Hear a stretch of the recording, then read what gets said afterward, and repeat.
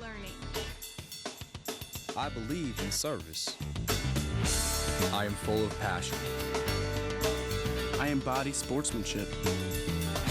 I trust in my resourcefulness. I like balance. That's why I chose Division II.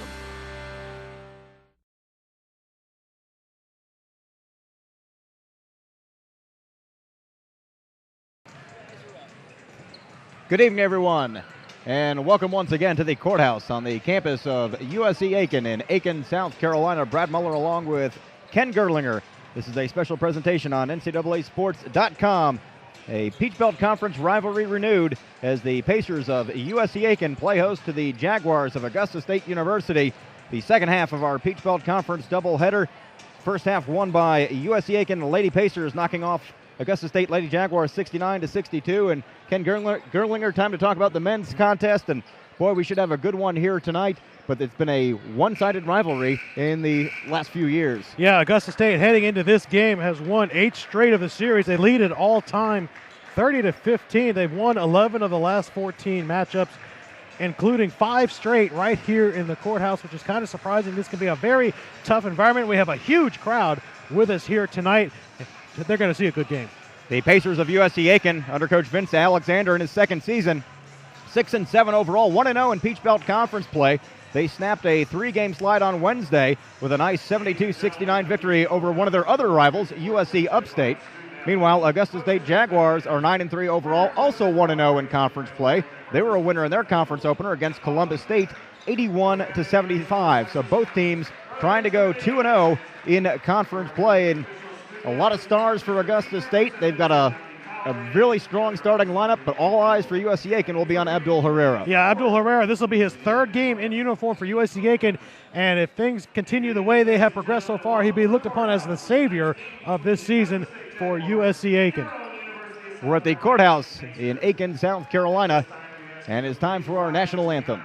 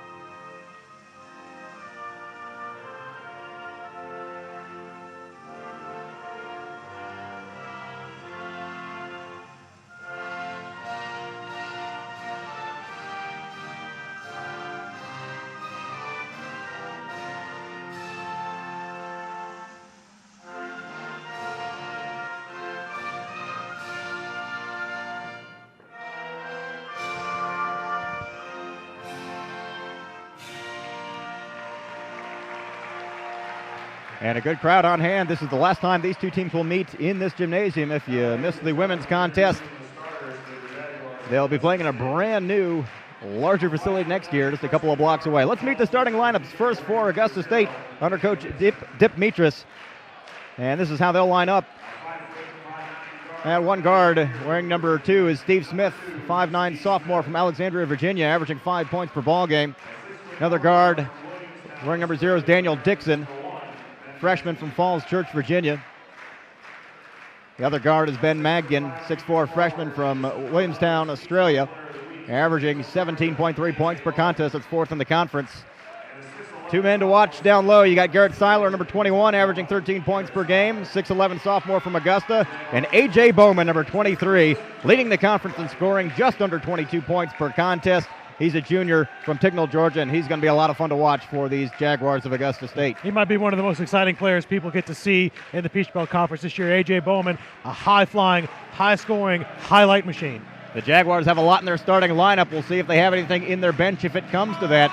They've got a couple of all-conference caliber players in their lineup. Now for the Pacers of USC-Aiken, under Coach Vince Alexander in his second season. He's kind of had a revolving door this year. He's had to suffer through some injuries and some personal problems with a couple of players that have left him short. But Abdul Herrera hopefully will help them for USC-Aiken. Here's how they'll line up. Seth Leonard will be on the wing, a 6'4 freshman from York, Pennsylvania. Another freshman wing player, number 13, is Casey McMasters. He stands 6'7". He's from Harrisburg, Pennsylvania, averaging 9 points per contest. The guard number 20 is Kingsley Aguchi, 8.5 points per ball game for the sophomore from Houston. The other guard number 22 is Theo Oates, averaging 7 points per contest. He's a junior from Hopkins, South Carolina.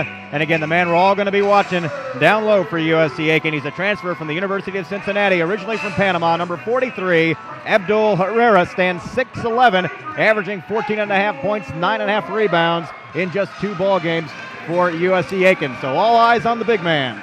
Yeah, it's been a long, strange trip for Abdul Herrera, originally recruited to the University of Cincinnati by Bob Huggins. Had to sit out there as a partial qualifier. Didn't want to sit out another year when Huggins left and he wanted to transfer out. Came down a division to Division II. Landed here at Aiken. Became eligible after the end of the last academic term in late December. Has played 2 games. The first game kind of out of game shape. Returned against USC Upstate on Wednesday with 24 points and 14 rebounds. And like I said, that was a game they probably were not supposed to win, but thanks to Abdul Herrera, they did. And now the season, which had been in such turmoil, you mentioned how many players had come in and out, shuffling back and forth for the Pacers. 5 of the 10 players they have in uniform are freshmen tonight, including Abdul Herrera, but he won't play like a freshman. Augusta State picked 5th in the preseason conference poll. Out of 12 teams, USC-Aiken was picked 10th. But Augusta State is leading the conference in just about everything. Field goal percentage, 3-point field goal percentage, and free throw percentage, just to name a few. Yeah, I saw them on Thursday night when they beat Columbus State over in Augusta. And it's a very athletic, very fast team. They take shots from all over the place. They have talent at about every position, and they're one of the more entertaining teams to watch. It should be a great game. USC-Aiken in the white. Herrera jumping up against Seiler, and USC-Aiken has the basketball to start play. This is Aguchi. As the Jaguars come out in the man-to-man, there's Herrera with his first touch. Double team, not surprise. 2 big men fighting down low. That one was partially blocked. I think Seiler may have gotten a piece of that or altered that shot. Augusta State with the basketball for the first time. Yeah, Seiler plays a good defense right away. We knew USC-Aiken was going to go right to the big man down low, wanting to challenge Seiler. And here's their big man, Seiler, off the glass for 2 over Herrera, and Augusta State with the first points of the night. Yeah, Garrett Seiler, the sophomore, a tremendous story. Didn't even start for his high school team as a senior at Richmond Academy in Augusta.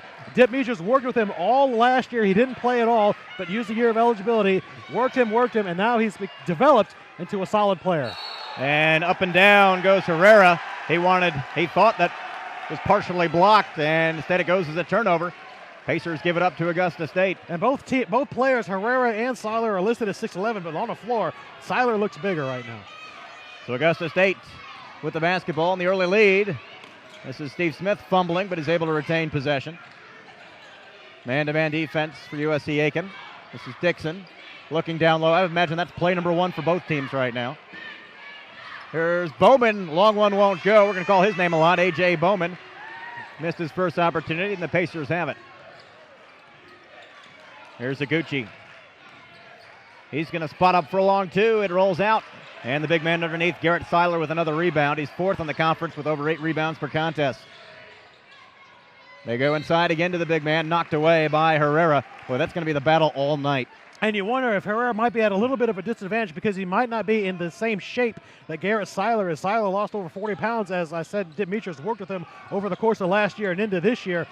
Herrera's had a long layoff, nearly a year and a half, before stepping back onto the court. This is only his 3rd game, so we'll have to see in what kind of condition he's in. Yeah, tough to get into game shape unless you're playing. Here's a baseline runner by Madgen that goes in. His first points. He's averaging better than 17 per contest for the freshman. And it's a 4-point lead for Augusta State. Yeah, it's really a 3-headed monster for Augusta State with Seiler, Bowman, and Madgen. Together, they average over 50 points a game. That's 65% of ASU's offense in those 3 players. Pacers cough it up, now regain possession. A foul is going to be called, I believe, on Augusta State. A quick change of possession as Madgen He's going to pick up his first foul. Yeah, Madgen had that look of incredulity on his face, but we both saw him very clearly wrap his arms around the Aiken ball handler right there. Fresh 35 on the shot clock for the Pacers as they try to get on the board. They've gone scoreless for the first 2 minutes. Up top to Leonard. He'll spot up for three. There you go. Seth Leonard, only his 5th three ball of the year. He's 31% from that range, but he gets the Pacers on the board. 4-3 in favor of Augusta State. Dixon gets it back. He'll try a long one from the corner.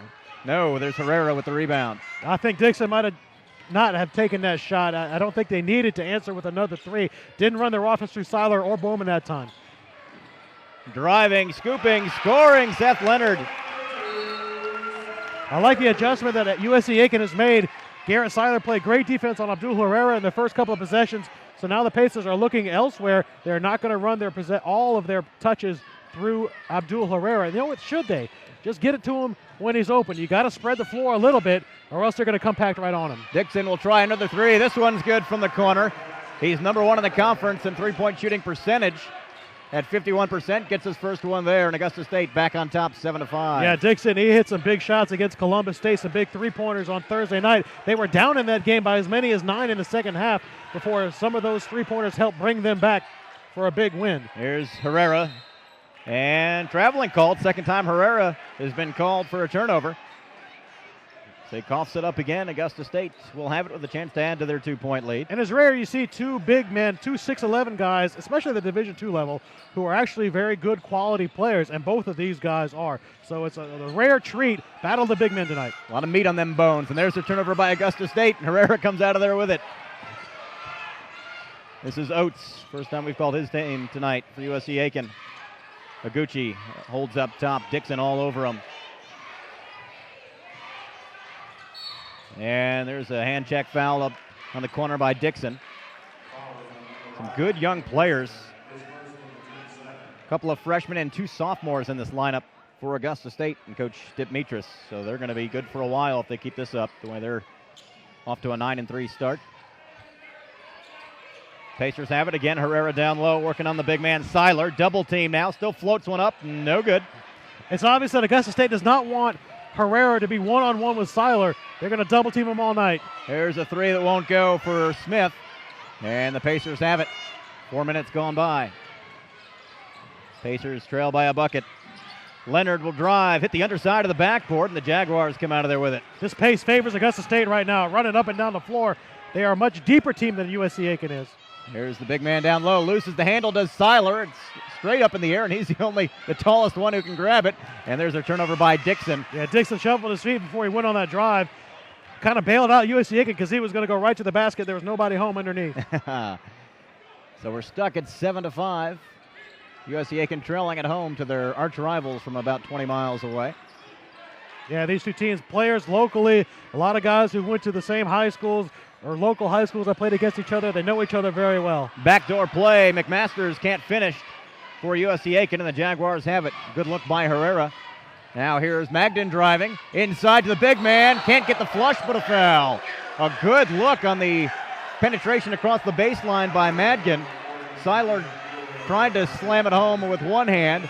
Instead picks up the foul. He'll go to the line for 2. Yeah, Seiler moves well since he dropped some of the weight.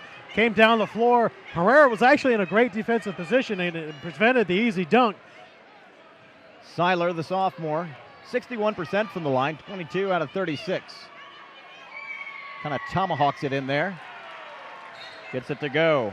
Yeah, Coach Dipmitris, I know, is impressed with the way Seiler, he's got very soft hands for such a big guy. He can take the 10 to 12-foot shots. He makes his free throws, which is also kind of rare for a big man. They usually think of stone hands and things like that, but both Herrera and Seiler, neither one of them. Second free throw by Seiler is good. He's got 4 points, and it's a 4-point lead for Augusta State. USC-Aiken will try to answer. Aguchi brings it up. Tight man-to-man for the Jaguars.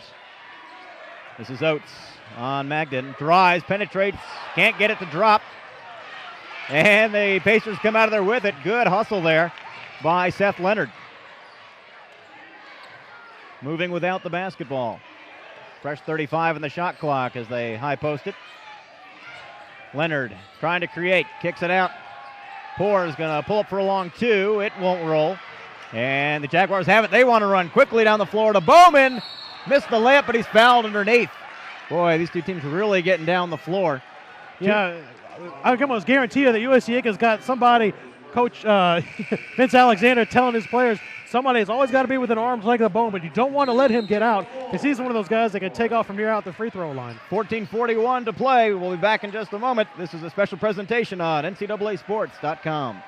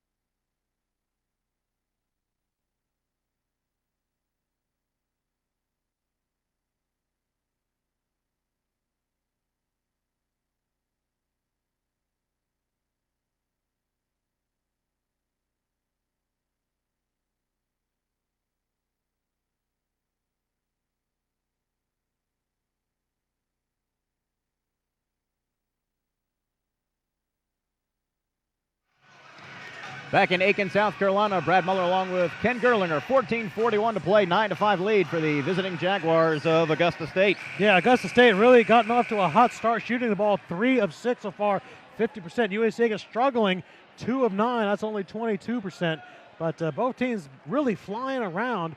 For Aiken, they're getting their looks and they're getting their opportunities. They just haven't been able to connect on them yet. A.J. Bowman at the free throw line. Gets it to roll. 69% free throw shooter for the junior. Averaging just under 22 points per ball game. That leads the Peach Belt Conference. Gets the second one to go as well.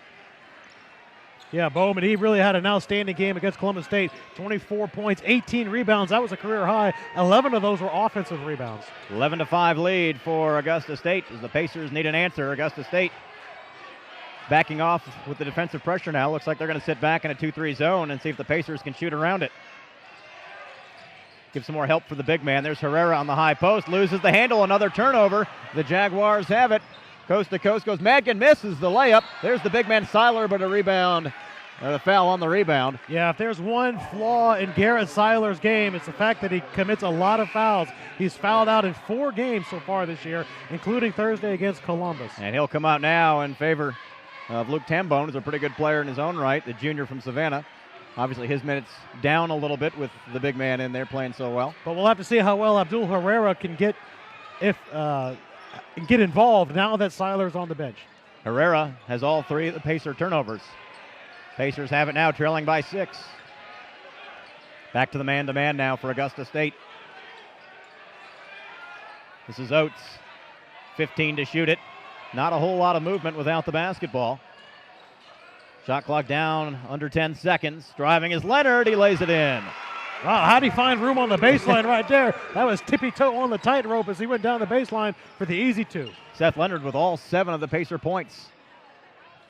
Came in averaging just a little over 3 points per contest, so she's already doubled his average. And there's a foul on the Pacers. And it is on Seth Leonard as he was almost wearing the same jersey as Demetrius Howard. So a fresh 35 on the shot clock, and the Jaguars will try it again. Coach Vince Alexander didn't like the call. Bowman has the ball swatted away, maybe a little too unselfish there with the pass. Yeah, or a little undecided. He was up against Abdul Herrera there, and usually he'll flush that, but that time he had to change his shot in midair. Third turnover by the Jaguars. Pacers have it down by 4. Long one for Aguchi. Got it. Kingsley Aguchi with his 17th three-pointer. He's 36% from that range. And the Pacers within 1, trailing 11-10. They're showing a lot of grit right now, coming back from that early lead that Augusta State put up on them. Here's Howard. Back up top. Tight man-to-man by these Pacers of USC-Aiken. Small. Down low, and a foul underneath. One of the Pacers got him from behind. I believe it was Darren Poore with the foul. They're going to put it on Aguchi. And that is also his first. Herrera's out of the ball game now for USC-Aiken. Jacob Godomsky checks in, the freshman. Now for Augusta State, both Madgen and Seiler are on the bench, so only one of their big scorers is left in the game, and that is A.J. Bowman. Here's Howard for a long one. It won't go. They get the long rebound. That's Tarikas Bowman, or A.J. as he likes to be called now. Small feeds it down low. Spinning his Tambone. Instead, can't get a shot off. Small for a long two. He got it. And held the hand up there just to let everybody know. Kip Small, the freshman from Columbia. This is a rivalry game, and you want your opponents to know it when you've made a big shot. It's so pretty. 13-10, a three-point lead for Augusta State. Tight man-to-man by the Jaguars. Aguchi lost the dribble. Finally gave it up to avoid the 5 count. Gets it back to reset the offense. Shot clock's already down to 15. Poor trying to create, drives the baseline, and no good. Rebounded by the Jaguars. They want to run. Smith is going to go coast to coast. He laid it in. He totally fooled the couple of the Pacers defensively. They thought he was going to pass it. Well, Seth Leonard that time was right next to Smith, but he broke off the pursuit, went to cover his man, left Smith all alone towards the basket. Pacers need an answer. They trail by 5. Instead, they turn it over, and a foul on USC-Aiken. Augusta State grabbing the momentum right now. That's just a young mistake. It was Seth Leonard, a freshman from York, Pennsylvania. That time, didn't know enough or wasn't experienced enough. No, you just got to stop the guy with the ball on a fast break like that. Instead, he went to cover his own man and left Smith going right to the hole. Richard Glover just checked in for USC-Aiken for the first time. Augusta State with the ball and a 5-point lead. They try to trap. Do the Pacers instead. They get it up to Small for a long one. It won't go. Long two's no good. Darren Poor with the rebound for the Pacers. USC-Aiken down by 5 in their own gym. This is Glover being hounded by Small. Finally backs away from trouble. Try to high post it, and there's a reach around foul from behind on A.J. Bowman. And A.J. Bowman's going to have to be careful in the one game that Augusta State has lost recently. It was a bad loss to Catawba, 92-70. In that game, Bowman got into early foul trouble and wasn't a part of the offense. They had a season low of points in that game, and they went on to lose. The two big men back in the ball game for both teams. Herrera for USC-Aiken, Garrett Seiler for Augusta State. So the Twin Towers in there. As Glover looks to get it in for the Pacers. Finally does so up top. This is Poor. Now they'll recycle the offense. Glover running the show as Augusta State drops into a 2-3 zone off that inbound pass. Oates looking for something inside, but Herrera was down on his duff. Quickly around the perimeter, Oates trying to create in traffic. Lost the handle, and the Jaguars come out of there with it. 5th turnover by USC-Aiken. Quickly down the floor, and they throw it away. They were looking for Seiler on the low post, and that pass a little too strong, goes out of bounds. That's the 4th turnover by Augusta State. Yeah, USC-Aiken really is not even looking for the three-point shot right now. They're a 34% three-point shooting team on the season, and they really don't have that in their arsenal as a dependable weapon, and it's really showing at this point in the game. They high post it, now kick it out to McMasters for a long one. It's short off the iron. See? And it goes out of bounds. McMasters, a good three-point shooter for USC-Aiken, usually 44%. He was going to jinx me on that one. I thought that one was going down. As soon as I said that, you know how it goes. He's out there to shoot threes. Jaguars have the ball in a 5-point lead as we approach the midpoint of the first half. And a foul on the Pacers as Glover got a little too aggressive. Yeah, McMasters a shot, 23 three-pointers. That leads the Pacers. The next highest is Kingsley Oguchi with 16. It's the 6th foul on USC-Aiken. One more to give before the bonus. And that's not good. With 10:18 to go here in the half, it means almost 10 full minutes of gameplay with the bonus. Ball was tipped on the inbound pass, but the Jaguars recover. 3-ball away. No good. High off the iron and must have hit off the shot clock. Nope, foul's going to be called. Yeah, it's going to go against Tambon going over the back. So the Pacers will have it. They're not in the bonus yet either. 15 foul on Augusta State. Still a 5-point lead for Augusta State. The Pacers trying to cut into that. Entry pass knocked away. Another turnover. 6th of the ball game by the Pacers. Here come the Jags the other way. in the corner. 3-ball away by Madgen. In and out, no good. And the Pacers have it. They want to run. Quickly down the floor to Poor. Off the glass. Counted and a foul. That gets the crowd off their feet a little bit. Chance for a 3-point play.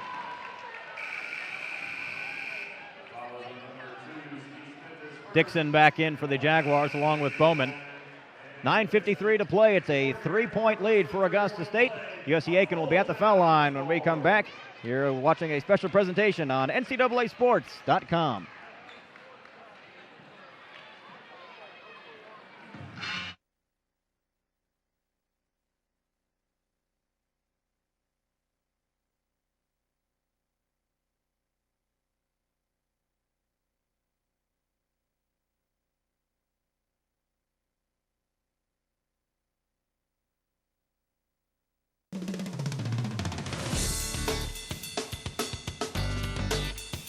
I love learning. I believe in service. I am full of passion. I embody sportsmanship. I trust in my resourcefulness. I like balance. That's why I chose it. I chose. I chose. I chose. I chose. I chose Division II.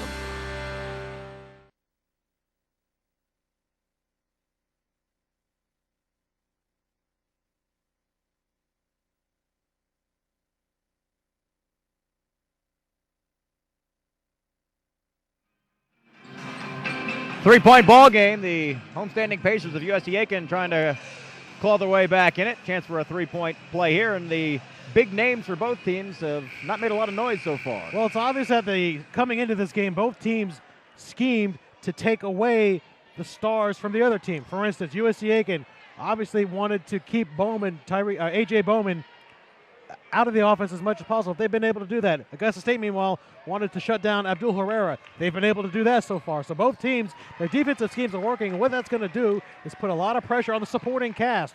So who's got the best supporting cast? Darren Poor hit the follow-up free throw to make it a 2-point game in favor of Augusta State. They have the ball facing pressure. They finally beat it.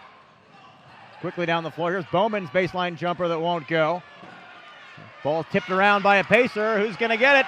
This is Poor trying to go coast to coast. He got it. We're tied at 15. What a play by Darren Poor. He tipped it to himself 3 times on the way down the floor. I don't think he dribbled it once. Great play. Here's the trap in the backcourt. A steal by the Pacers. Flowers comes out of there with it. 3-ball away. Got it. 3-pointer by Casey McMasters. And a timeout taken by the Jaguars. It's a 30, so we'll stay here. The Pacers on their feet as Casey McMasters gives the Pacers the lead on his 3-ball, his first points of the night. And just like that, whip, bang, there's a 5-point swing, and that changes everything just like that. That's college basketball for you. It can change on a dime. And when you add the fact in that we're in a rivalry game, we're in front of a big crowd here in Aiken, South Carolina, everything just gets notched up that much more. The intensity has got to be there for Augusta State. They lost their focus over about the last minute, and USC-Aiken made them pay. It's a 13-4 run, I believe, by USC-Aiken. They trailed 11-5. They now lead 18-15. They've hit 3 out of 4 from behind the arc. And Augusta State struggling from 3-point range. Just 1 out of 7 so far. They were number 1 in the conference coming into tonight were the Jaguars. Now they trail for the first time. A long lead pass down the length of the floor, and a foul's going to be called. Herrera kind of pushed Bowman out of the way as he tried to intercept that pass, and at 6'11", you're not going to get away with much. Well, I'm sure Vince Alexander is saying that it's kind of like football. The ball is in the air. Both players have a right to go for it. And Abdul Herrera just happened to be bigger and knocked A.J. Bowman to the ground. And those two are kind of talking to each other right now. And I think Herrera just called Bowman soft. And nowhere to hide when you're 6'11". So Bowman at the line. Again, the conference's leading scorer. Last year he averaged only 13 points per ball game. Had a solid season last year, but he is absolutely gunning for Player of the Year honors right now.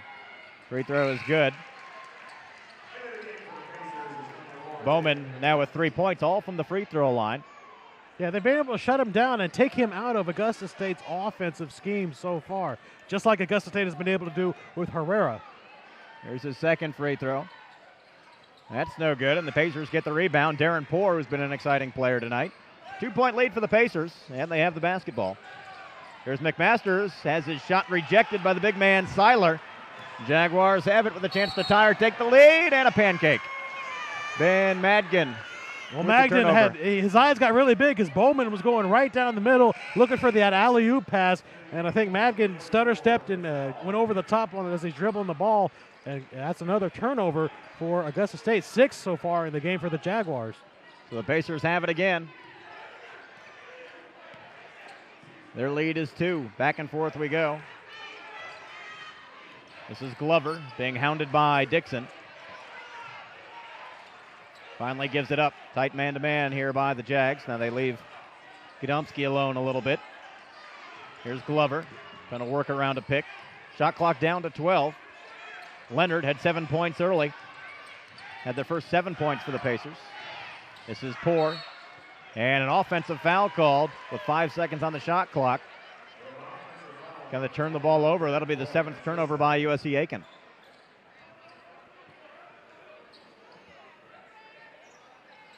And the Pacers will get a sub as Theo Oates, the junior from Hopkins, South Carolina, checks back in. Out goes Poor. Now, Augusta State needs to look for Garrett Seiler. Abdul Herrera is on the bench for USC-Aiken, so Seiler has a distinct advantage in the low post for the Jaguars. They need to find a way to feed the ball through him. If he doesn't have the shot, he can just kick it back out. Height and girth. Seiler has the advantage. Instead, they go to Bowman. Bowman walked with it.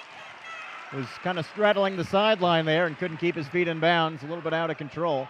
But yeah, you're right. With Garrett Seiler now working on a much smaller defender, he'd want to get the ball in his hands. Again, he not only has the height advantage, but girth. He's going to outweigh a lot of his opponents. And I think A.J. Bowman is trying to force it a little bit. I think he's getting a little frustrated that he's been shut down so effectively so far. Glover finally gives it up to McMasters, gets it back. 2-point lead for the home team, USC-Aiken. Gadomski thinks about it, drives instead. Wraparound pass is taken away by Dixon. A lot of turnovers the last 2 minutes for both teams. A little bit out of control on both sides. Neither one of them very smooth. A lot of adrenaline still. You would think it would wear off by this point in the game, but these guys are playing like the opening tip just happened. Dixon for 3. Yes, sir. Dixon, number 1 in the conference at 51% from behind the arc. Hits another one there, and he gives his team the lead at 19-18. And then a foul on Augusta State will send it the other way.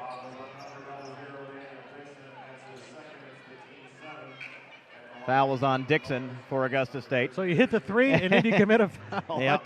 I don't quite understand the logic of that one.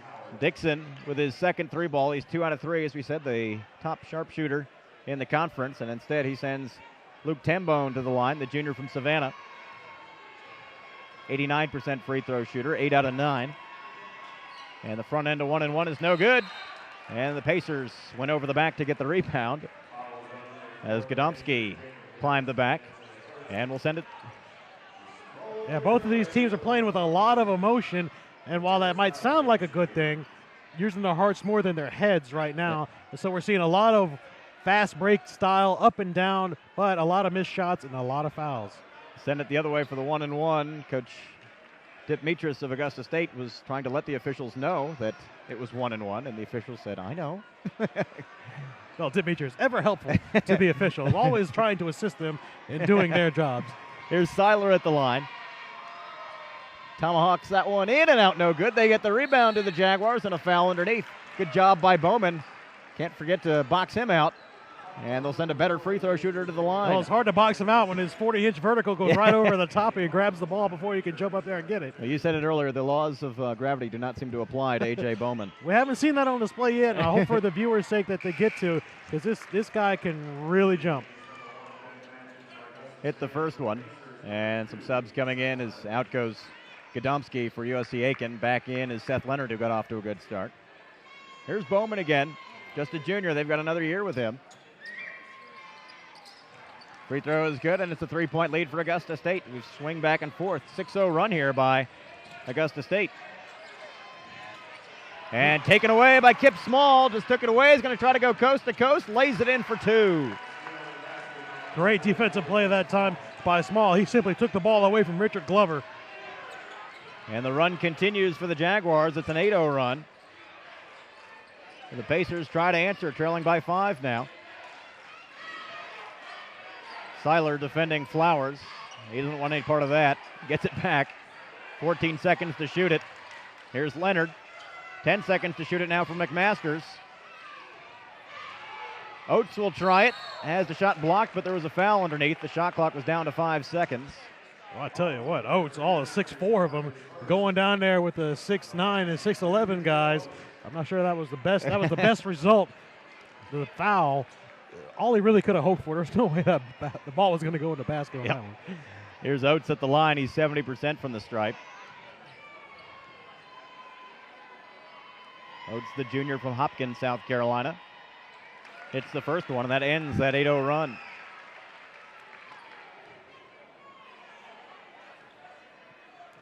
First points of the night for Mr. Oates, averaging 7 per contest. Gets that one to go as well. 7 minutes to play in the first half. Augusta State with the 3-point lead and the basketball. Small gets it across. Man-to-man for USC-Aiken. They lob it to the big man, Seiler, backing in against 2 defenders. Someone's got to be open, and he is. Demetrius Howard was the man left open. He lays it in for 2. Good look by the big man, Seiler. Well, it's like having a second Christmas when your big man is able to pass the way Garrett Seiler just did on that play. Able to see the open man cutting to the basket when you know you're double-teamed. Shot was blocked on its way up, and the Jaguars come out of there with it. Small is down there. He's got 1 man to beat. Alters his shot, lays it in for 2 more. 7-point lead for the Jaguars. And I think the Jags are starting to feel it a little bit right here. Aiken really needs to score. And they do get a score as Rashad Flowers, I believe, gets his first point as a collegiate player. He was the freshman that was supposed to be redshirted. That's and right. then they activated him because of all the injuries. And that's his first points. 6:03 to play, and USC-Aiken trails at home by 5, 27-22, and time was called. They called the time because A.J. Bowman ran out of a shoe. That's how fast he is. He left it behind, so he's got to tie it up. Pacers still very much in this ball game, despite the run here by the Jags. Small trying to work off a pick by Seiler. Pacers are able to handle it. 14 on the shot clock, however. Madgen's going to launch a 3. Got it. Madgen, 4th in the conference in 3-point shooting, hits one there. It's an 8-point lead, 30-22. Quickly, the Pacers down the floor, lose the handle and a foul. Yeah, Abdul Herrera's on the bench with 2 fouls early, and I really think they miss him terribly right now. He hasn't been in the game for the past 7 minutes or so, and Augusta State is threatening not to blow it open, but to take a really commanding lead into the half. So it'll be Rashad Flowers at the free throw line, as we believe this will be his first free throw attempts as a collegiate player. Freshman from Charleston, South Carolina. Again, was supposed to be redshirted this year. And he missed it off the iron, and he'll get another chance at it. And it's been such a tough season so far for Coach Alexander and these Pacers. So many different lineups, so many players in and out, and lost 2 players to season-ending injuries already. Yeah, that's exactly right. Like you said, they had to activate Flowers from a red shirt when they didn't want to, and just to fill out the roster, they didn't have 10 players to practice with. Missed both free throws, and the Jaguars have it with an 8-point lead. This is Howard running the weave up top to Dixon. Doesn't shoot the 3 ball, opts for the shot from the free throw line and gets it. Madgen with another bucket. Back-to-back baskets for him. He's got 7 points, and it's a 10-point lead at 32-22. And a turnover right in front of the Jaguar bench, and Coach Demetrius of the Jaguars loves it.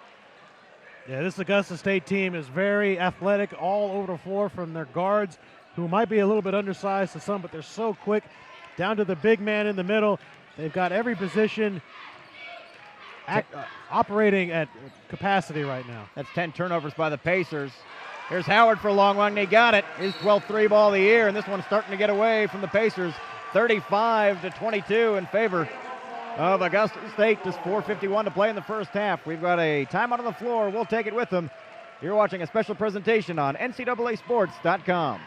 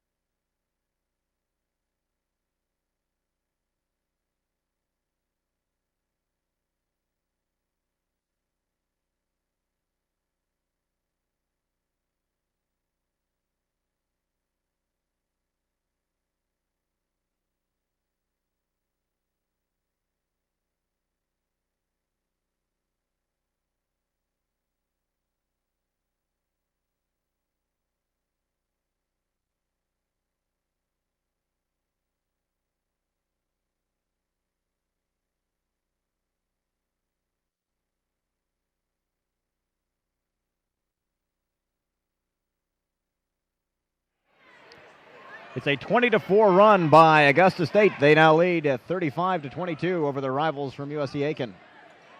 Yeah, look at the statistics. The Pacers are shooting 40%. That's not too bad, but already 10 turnovers in this first half. That's not too good. Three-pointer there.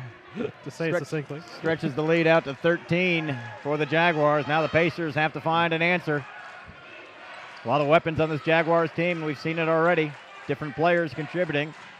Now the Pacers have to get something going. Here's Oates working around a pick. They're trying to lob a pass inside, taken away, 11 turnovers. They cannot do that. They cannot keep running inside into this big blue wall that the Jaguars set up down there. Madgen's going to try another three. No, sir. Took a couple of high hops off the iron and a foul underneath. It'll go back to the Pacers, and they'll go to the free throw line. Both teams in the double bonus for the final 4:16. Yeah, that foul is going to be on Seiler. I believe that's going to be his second, so he's going to take a seat on the bench. I kind of agree with him. I didn't see the contact that time. It looked like the Aiken players crashed into each other, to be honest with you. But the referee saw it better than I did. Well, this is what the Pacers need. They're a decent free throw shooting team, 70% as a team. And Seth Leonard, unfortunately, not one of them for USC-Aiken. He was just 59% from the stripe coming into tonight, 10 out of 17. This is his first trip to the free throw line. He had 7 points already. That was early here in the first half. And over by the bench, I see a whole new Aiken Pacers team getting ready to check in. Here's Leonard, the freshman from York, Pennsylvania, gets the first one. And here come the subs as Darren Poor checks back in along with Abdul Herrera and Kingsley Iguchi for USC-Aiken.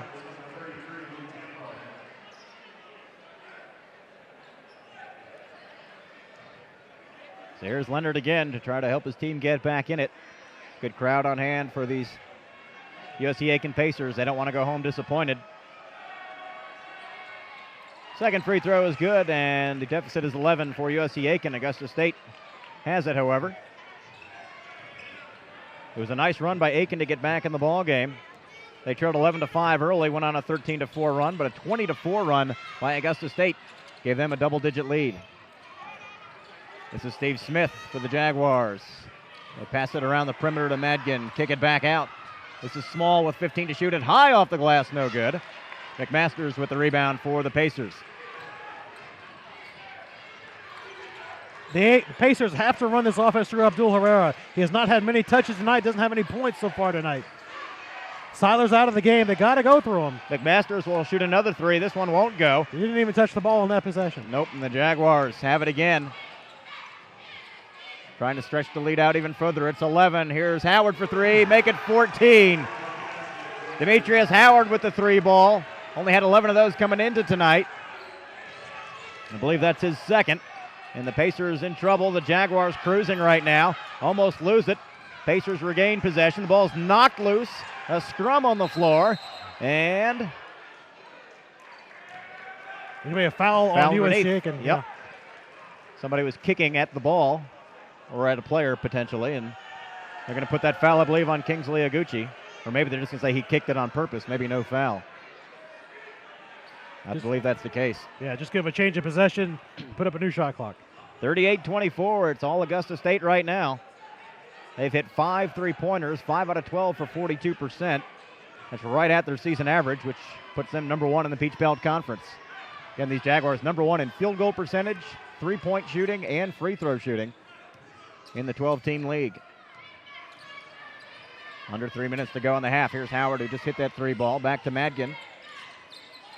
Lost the handle. Now the Pacers pick up the defense. Madgen's able to control it from the free throw line. Rolled out, no good. Here's McMasters with another rebound for the Pacers. The fans trying to urge their team back in it. And an offensive foul. That's not going to get it done for USC-Aiken. Abdul Herrera is going to be called for the foul. And a technical foul has been called on Coach Alexander of USC-Aiken, or at least on the bench. It was on the bench. I do not think it's on Coach Alexander, but it doesn't matter. The Jaguars are going to get a chance to. No, on NCAA, the bench is the bench. One of his assistants must have said something. I think he was talking to one of his own players, but it might have said one of the magic words. Right. And one of the officials heard it, thought it was directed at him. Oh. And now there's a second one. And that one, I believe, will be on Coach Alexander. Well, let's see how this works out. Are they going to? Because if they put both on the same coach, he's gone. That's exactly right. The crowd not liking it. So the Jaguars are going to shoot some free throws here from the 2 technical fouls. And all of this started when Abdul Herrera picked up his 3rd personal foul here in this first half. Herrera, who these fans are expecting a lot from, just has not been involved in this game at all tonight, and he's going to spend the rest of this half on the bench. So Madgen will be at the line. He's 90% from the stripe for the year. That's tops in the league. 38 out of 42 coming into tonight. And he gets the first one. So I guess Vince is going to stay around for a little while. Yep, the one was on one of the assistant coaches, as you said. Second one's also good. He's like butter.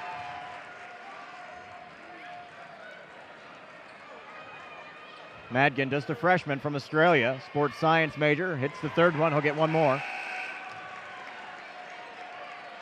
Madgen, another good young player for these Jaguars, averaging better than 17 points per contest. That's 4th in the league, and he's going to get them all at the free throw line, it appears.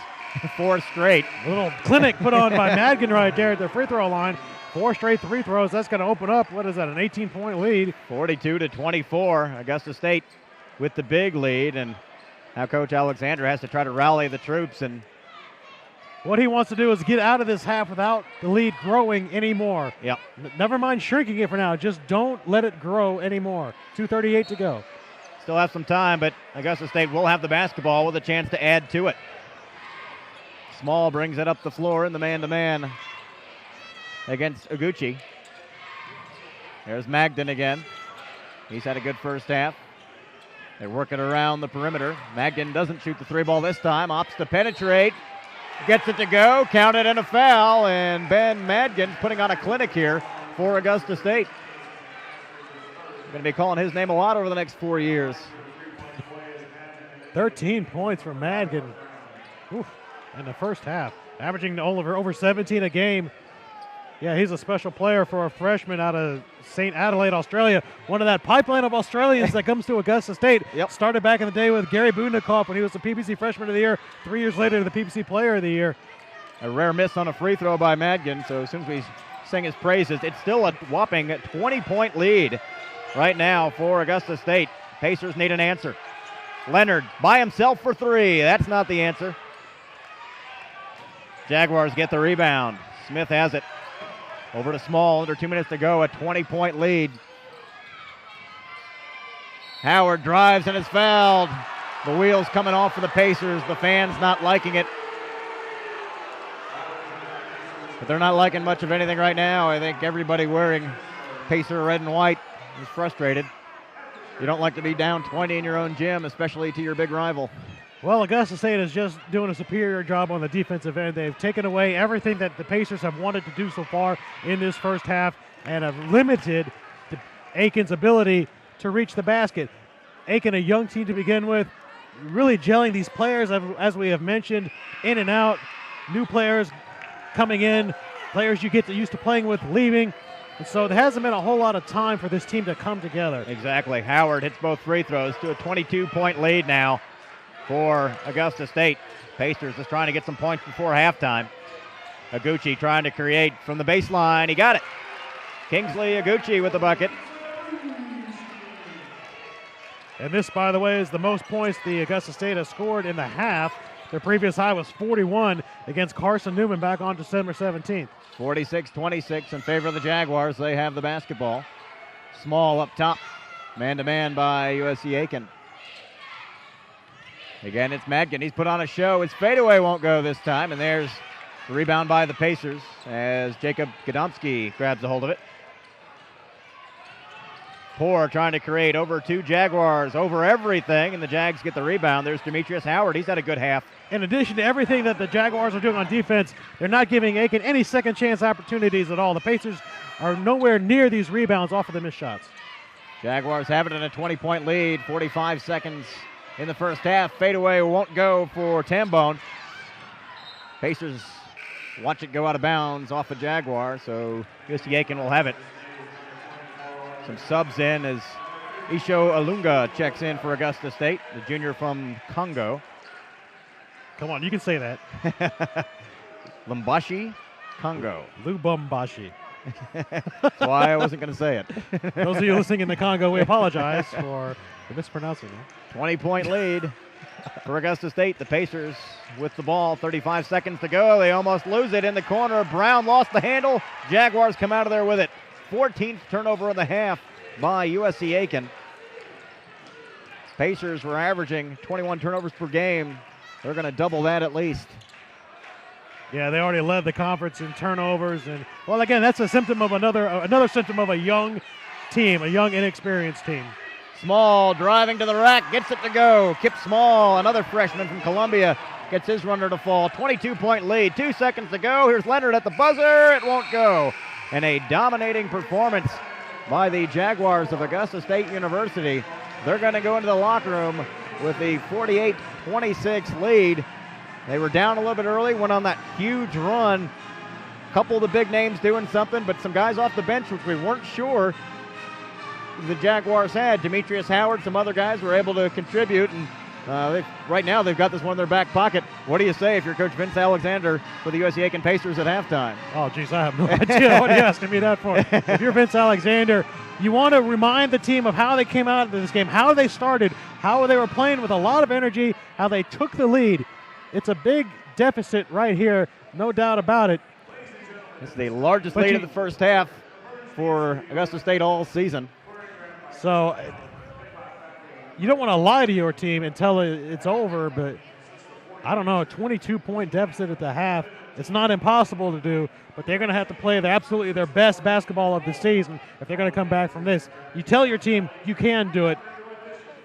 And they were, leave it at that. They were never able to get their big man Herrera into the ball game in the first half. Picked up 3 fouls and no points early. We're at halftime. It's Augusta State leading USC-Aiken 48-26. This is a special presentation of NCAASports.com.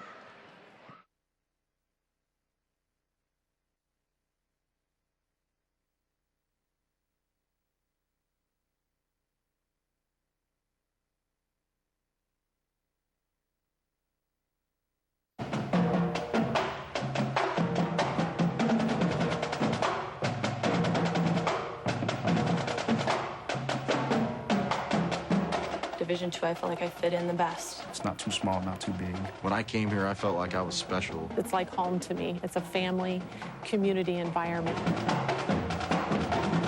I like the small town atmosphere. More family-like, everybody knows everybody. You know, a campus like this is like a town square. I walk away with a lot of life lessons, you know, learning to grow up. We really feel like we're preparing the kids for what they're going to see beyond college. It's the one-on-one interaction you get from faculty, from students. The best part of my D2 experience has to be being able and given the privilege to play and do something that I love while getting an education. I got a great opportunity and I didn't want to pass it up. We're here to educate and build a character, and the Division II program we have is perfect for where we are.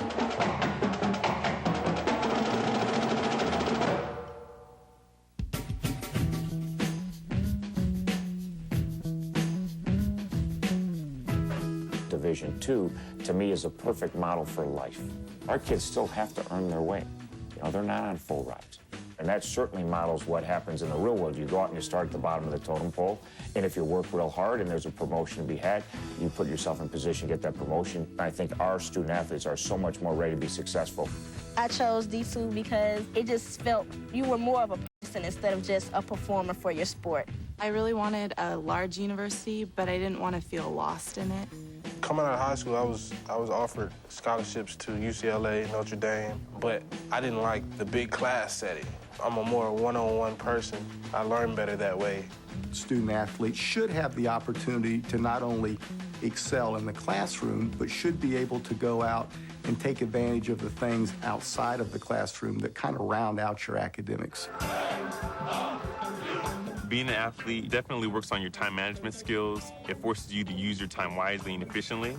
The balance of athletics and academics makes for a rich experience for all students. They're in music programs, they're in social programs, and I think that that creates an environment that makes going to college fun, which is what you really want.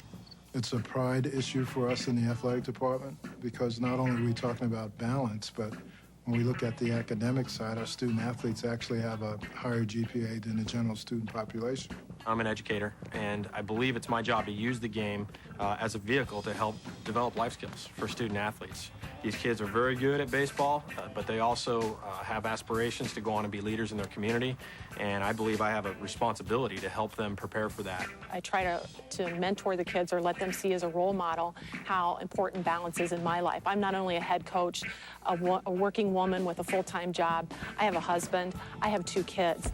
So I try to mirror that in my life so that they can understand, because a lot of these young women are going to be me in 5 or 10 years. My coach, when she first approached me, she was really interested to know about my personality, not just softball. She was more concerned about me as a person rather than me, Brittany Carino, as an athlete. A Division II program offers a smaller school, which provides for more community. The athletes know each other, the non-athletes know the athletes. It's more of a system that links together. Over the years, as we've seen the success of our athletic teams, you really see how our non-athletes have become more involved, whether it be participating at a game, cheering on students, and it's just overall has added to the environment, the spirit on campus. Our athletes know each other. There's enough community within the confines of our campus that our student athletes really do support one another. We have a mission, which is education for service, and we believe that a service opportunity, the outreach to the community, is part of the educational experience here. And so we attract students who like that, athletes and non-athletes, and we encourage it with our athletic teams. We use our athletes to showcase our intellectual resources at the university. Yes, they're a part of the team, but they also go to schools and they read to children in schools. They also are in community events. They also are involved in civic activities. We do have a lot of community interaction.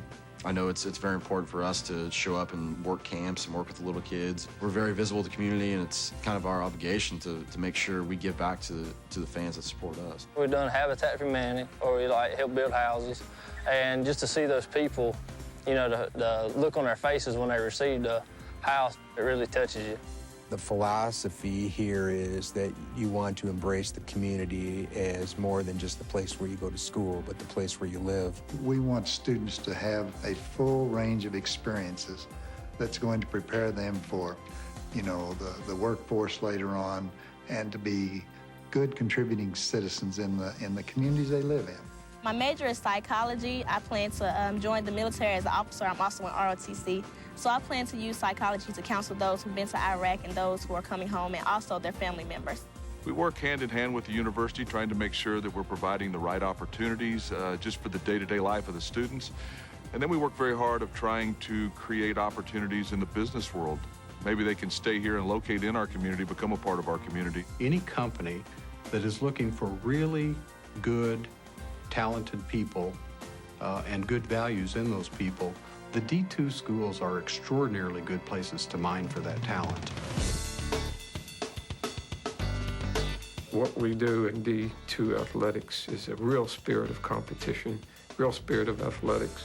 I've played soccer since I was 4 years old, and that's like my inspiration in life, you know, so I really wanted to go somewhere where I could be happy, and the person that I am, I'm very competitive, so I wanted to go somewhere where I could win. We come in here every day, not with the mindset that we're gonna lose. We come in here with the mindset that we're gonna win in every game that we play. And that's, I think, crucial in life, because you can't do anything if you don't have the right mindset. I've actually made a mark on UCSD, and that I'm actually someone that UCSD will remember. This school has really advocated, you know, values of moral strength and integrity. They have really offered me a closer look at who I am. You know, with the smaller school, everyone knows what you're doing and who you're with, and as a role model, people see you for who you really are. So I think the positive peer pressure only pushes people to be greater, to be more than they can be. This institution would be a place where I would send my children. The Division II philosophy on education and athletics is what I firmly believe in. When I see student athletes, I see genuinely a student athlete. When you look at the way a young person lives his or her life day to day on a campus, you don't want it to be totally immersed in athletics or totally immersed in anything else, because it's a growing up time. Going from 18 to 22 isn't easy, and so we, I think, provide in D2 schools a very rich environment supporting all of the things they want to do. My name's Corey Hirokawa. Mario Guerrero. I'm Brian Maloney. I'm on the women's soccer team. And I chose D2. And I chose D2. And I chose D2 track. I'm Brittany Carino. My name is Henry Patterson. I play softball. I'm a sophomore majoring in political science. And I chose Division II. And I chose Division II. My name's Hillary Hansen. Sebastian Moore. Denise Herrera. And I chose D2. I chose D2. My name's Eileen Patton. I'm a psychology major. Biochemistry and Spanish. Elementary education major. I'm a political science and critical gender studies major. I'm a volleyball player. Football, basketball player. I play basketball and volleyball, and I chose D2. I chose D2. D2. I chose Division II. I chose D2. I chose D2. I chose D2. Yes!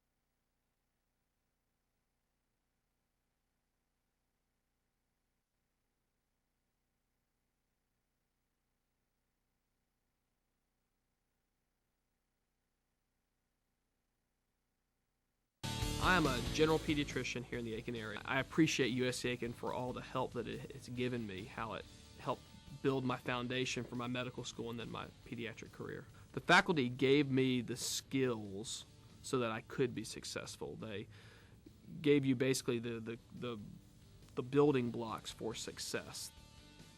I think USC-Aiken gave me the skills so I could be a successful physician.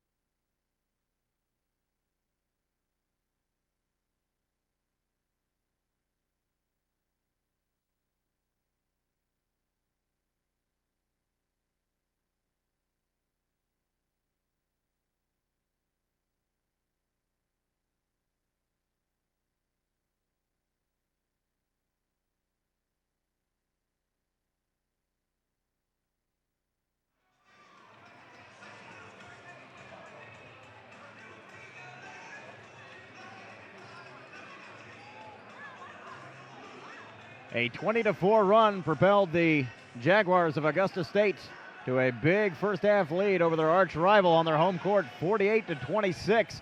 And we thought this was going to be a battle of the big men, and Ken Gerlinger, it has not been the case. You know what, Brad Muller, you are exactly right. Both teams have managed to neutralize their other big men. Abdul Herrera for USC-Aiken, a player whose the expectations went from nothing to tremendous heights in the course of one game last week. He's been held without a point in that first half. He picked up 3 fouls. He was in personal foul trouble all day long. For Augusta State, Garrett Seiler, 4 points. He leads his team, though, with 4 rebounds. Only played 13 minutes in that first half. He really has not been that big a factor. We're underway. Ben Madgen led Augusta State with 13 points in that first half. Demetrius Howard off the bench with 10. Jaguars almost lose it out of bounds, but now they save it. I think A.J. Bowman that time had visions of slam dunks dancing in his head as he went for that one. This is Dixon up top as the Pacers come out in the man-to-man. He'll opt for the 3. It won't go. And a flat-footed rebound. No, a foul underneath. There's been some jawing in this game. We saw that early in the game. There's been a little pushing and shoving, some extracurricular activities. We talked about the rivalry early, and this is the intensity has lived up to it, but right now the Jaguars dominating. Abdul Herrera not in the game for Aiken. In fact, I don't even see him on the bench right now. I think I saw him over with the trainers at halftime, so I don't know if he aggravated an injury. And there's going to be an offensive foul on Garrett Seiler, the big man backing his way in, and instead it's going to turn the ball over.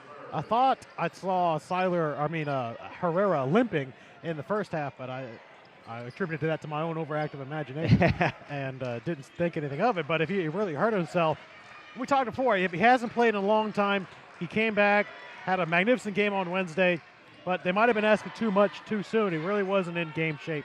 Oates will try the 3. It won't go. Bodies flying everywhere. And which way is it going to go? It's going to go back to the Jaguars. Bodies collided. Incidentally, looking for that rebound. Everybody's okay. Daniel Dixon got him standing all of 5'9", had a midcourt collision with Casey McMasters at 6'7", and I think you can guess who won that. Well, for Herrera and the Pacers' sake, and Coach Vince Alexander, you hope Herrera's not injured seriously. It's been a lonely bench over there as it is with all the injuries and problems they've had. Hopefully he'll be okay. Jaguars have the ball on a 22-point lead as we're underway in the second half.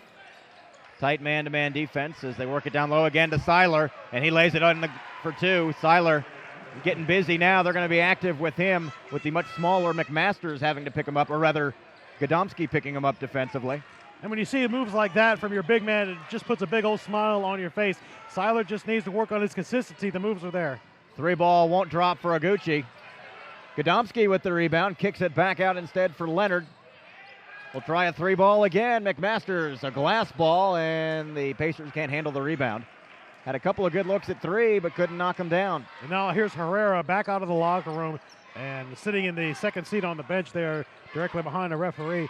So he'll most likely will come back, I hope. Some pressure in the backcourt. Ball is tipped, but the Jaguars recover. They had a chance at a steal, tipped again out of bounds into the Pacer cheerleaders. So the strategy here for USC-Aiken coming out into the second half, full court pressure. Let's see if we can get some easy baskets, trim this lead as much as we possibly can. Yeah, I don't think, especially when Herrera's not in there, you don't want to let them get into their half-court offense with the big man Seiler. There's an offensive foul. That's what the doctor ordered for the Pacers. They'll get the ball back in the 9th turnover by Augusta State. USC-Aiken guilty of 14 turnovers in the first half. Yeah, the Pacers are a very young team with a lot of turmoil so far this season. It's been tough for them to find a center, find a core, something that they can be assured of from one game to the next. That foul was on A.J. Bowman, his 3rd for Augusta State. I'm getting very metaphysical now. 24-point lead for Augusta State. The Pacers trying to find a way to get back in it. Down low it goes to Godomsky. He kicks it back out. Here's Oates driving and scoring. I've always loved that jump step move, and Oates did it to perfection right there, going right down the middle of the lane. 4 points for Oates, his first field goal. I've had coaches tell me that it's a travel, it's not a travel, it's 3 steps, it's 2 steps. Looks good, though. You sure can get away with it in the NBA more often than at the collegiate level. Here's Dixon looking inside for Seiler. They finally get it to him, backing in on Godomsky. The little baby hook won't go. And Godomsky with the rebound, so a good defensive stand there. Well, lucky defensive stand there. Seiler backed Godomsky down like he was nothing, and it was just a matter of fact he missed the shot. Well, there's a foul on Seiler, and that could work to the Pacers' advantage if they can get the big man in trouble. Yeah, for Seiler, that looks like That might be his 4th personal foul, so say goodbye to him for about the rest of this game. And that's exactly what the Pacers needed. Now the Jaguars are going to at least have to work a little bit harder for their offense instead of going down low. And let's see if they take Seiler out if they bring Herrera back in. Yep. In the absence. So here's Casey McMasters at the free throw line, the freshman from Harrisburg, Pennsylvania. An 88% free throw shooter. That's second in the Peach Belt Conference. Averaging 9 points per ball game, and he gets it the first one to go. And here comes the substitution for Augusta State. Demetrius Howard, who had a great first half off the bench with 10 points, comes in for the big man Seiler. Here's McMasters again. This freshman's a good one as well. He's 6th in the conference in three-point shooting. Gets the second free throw as well. It's a 20-point game. For the Pacers, they got to take baby steps and just work on possessions. Yeah, as a coach, when you're down this big, what you say to your team is instead of looking at the entire 20-point deficit as there's a foul there, you say to yourself, okay, 17-6 to go down by 20. By the time we get to the 14-minute mark, cut it to 15. By the time we're at the 10-minute mark, you cut it to 10. And progressive like that, you don't try and do it all at once. Foul was on Godomsky. He'll leave now, and here comes Abdul Herrera. See if the Pacers can get him in the scoring column. Had those 3 fouls early, also 3 turnovers early in the contest. A.J. Bowman for a long 2. It's short. And it'll go out to the Pacers. Didn't look like anybody wanted to track down that ball, that rebound. Everybody was busy sealing each other off. So the Pacers have it down by 20. Got a lot of ground to make up. Here's Oates. Now to Oguchi. Tight defense by Dixon in the man-to-man. Quickly around the perimeter to Leonard. He'll go baseline. Floater won't roll. Offensive foul called on Seth Leonard, the freshman, with an aggressive move. But it's going to be whistled for the foul and the turnover. And now Pacers will get a sub in. Darren Poor checks in. Kip Small in for Augusta State.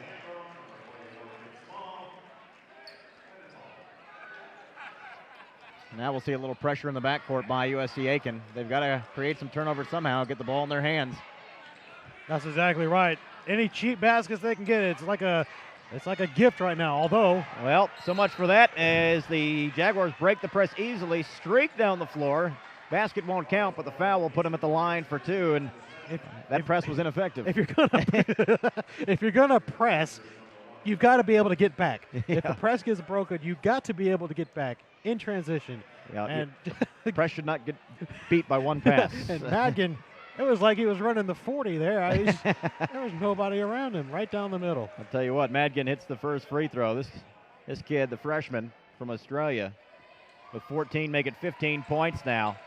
He is going to be a thorn in the side of a lot of Peach Belt Conference teams for 4 years. He's a good-looking player. And he's a tough matchup. He's playing at the shooting guard position or at the small forward position. And he's 6'4". That's a lot bigger than a lot of players in this league. Jumper up and good by McMasters. 20-point lead again for Augusta State. They have the basketball looking to add to it. Here's Bowman all by himself. Drives the lane. Tomahawk jam. Oh, a crowd pleaser by A.J. Bowman. And that gets the Augusta State fans on their feet behind their bench. They made the short trip. They got Abdul Herrera in the air, faking the three-pointer. Herrera came out to guard him, and Bowman went right past him. So the Pacers trying to answer. Still a long way to go in this one. 16 minutes in the second half. Pacers working around the perimeter. The Jaguars now in that 2-3 zone saying, go ahead, shoot a 3-ball, see if you can hit it. Poor will try it. There it is. Darren Poor's only hit 4 of those coming into tonight, 22%. And the deficit down to 19. They go for the steal, don't get it. Knock it out of bounds, but Pacers are going to need a few more of those. USC-Aiken 8th in the league in three-point shooting. So that's not their strong suit.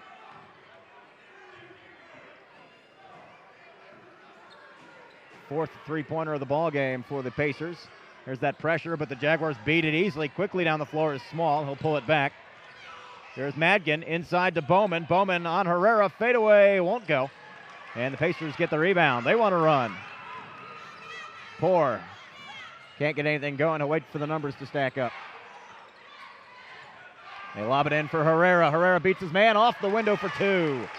And Herrera finally has something to smile about. His first points of the night.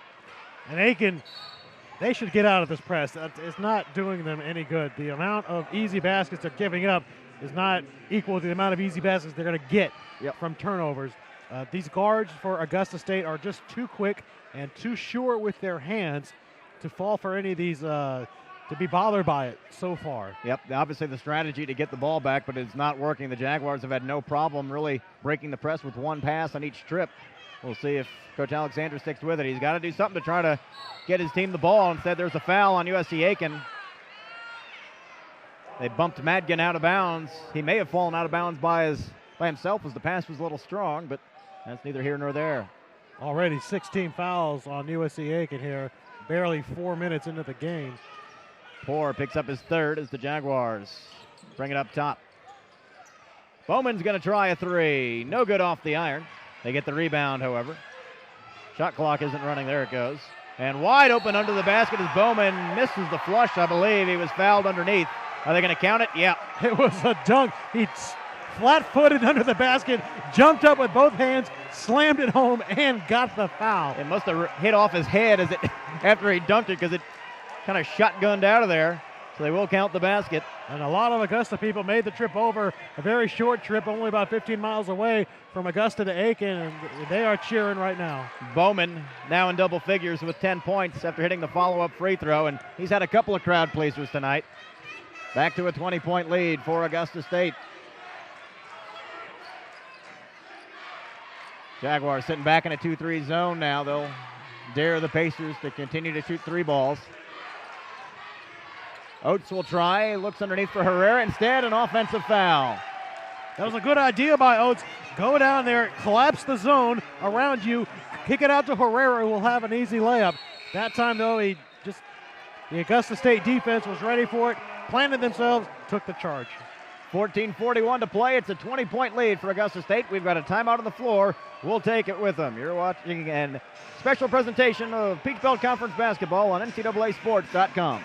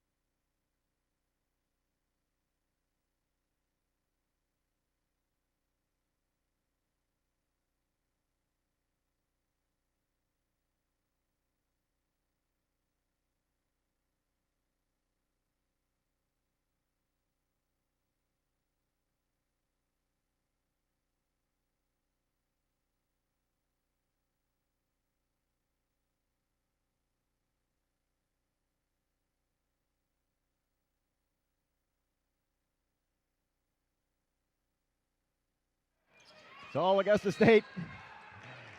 And a turnover on the inbound pass. The Jaguars with a 20-point lead, and they cough it up. So USC-Aiken will have it. USC-Aiken shooting well, but not getting enough to fall. 57% in the second half, but just 4 out of 7. It's not doesn't matter right now. They're down by 20. Augusta State shooting 49% from the floor for the ball game. Pacers working around that zone. Finally on the other side, Aguchi doesn't shoot the three. Here's McMasters. He'll shoot the three ball. Banks it in. He called glass. The bank's open on Saturday in Aiken. Casey McMasters, 6th in the league in three-point shooting, gets another one to go there. His second of the ball game. And again, if you're Aiken, you just look for these increments. You're down to 17 now. And they go for the steal and get it. Aguchi takes it away, leading the break. Takes it himself. He's fouled. It won't go, but he'll go to the line for 2. As you said, little steps here. If they can cut it down to 15, if they can cut it down to 10. Exactly right. You're the 13:59. You want to say, okay, by the time we get to the 11-minute mark, have it down to 10. You make these 2 free throws, already down to 5. So Gucci will be at the line for 2, the sophomore from Houston, Texas. 69% free throw shooter, 27 out of 39. And missed the first one there. That's not going to help. Aguchi attended George Bush High School. In Houston, in Texas somewhere, I'm assuming. Houston, yep. I wonder if that's named after the father or the son. I don't know. Second free throw is good, and the Pacers now trail by 16. Jaguars still in control. There's some pressure in the backcourt. Tambone by himself gives it up to Small. Just really some token pressure off the inbound pass, and they back out of it. So Wisely, after the way Augusta State was able to beat their press a minute ago. This is Tambone on the far side. Working around the perimeter, Jaguars content to work some clock with a long way to go. Shot clock down to 13. Feed it to Bowman. He can do a lot down low. Spins, shoots, doesn't score, and there's Herrera with the rebound. The big man cleans the glass. Here come the Pacers, down by 16. In the corner is Oates. Lob it down for Herrera. Herrera's got the height advantage over Small, but missed the bunny. And the Jaguars come out of there with it. A little bit of indecision on Herrera's part right there when he got the ball. He did not immediately turn for the basket like he should have. He might have assumed that Tambone was still guarding him. Yeah, Small was, and he has a full foot advantage over Kip Small. He stands 5'11", Herrera's 6'11". Instead, the Jaguars have it. This is Tambone. Thinks about it, pulls up for two, got it. Luke Tambone with the nice touch. The junior from Savannah gives the Jaguars an 18-point lead. Here come the Pacers trying to answer. Casey McMasters. They lob it down low for Herrera again. Can't find the handle. Pacers save it from going out of bounds. That's Aguchi. And now a timeout called as he was hemmed in at the corner. Herrera's wincing as he walks off the floor. Looks like he's favoring his right foot. Got a lot of weight coming down on those ankles.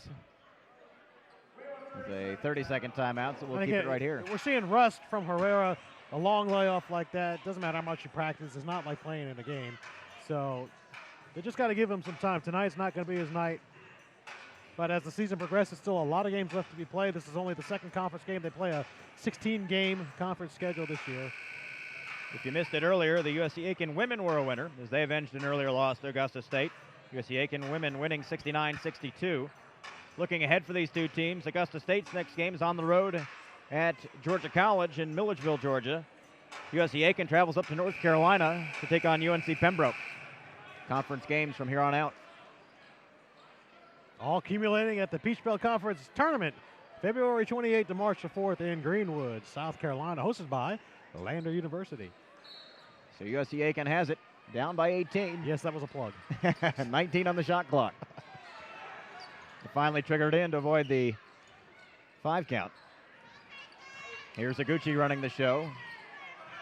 Now to Poor. He's going to go baseline. And a foul before the shot. Going to put that foul, I believe, on Howard. Demetrius Howard's had a good game off the bench for Augusta State. 10 points and 5 rebounds. He whistled for his third foul there. So a fresh 35 again for the Pacers. Again, it's Aguchi. Now to McMasters. Back to Aguchi.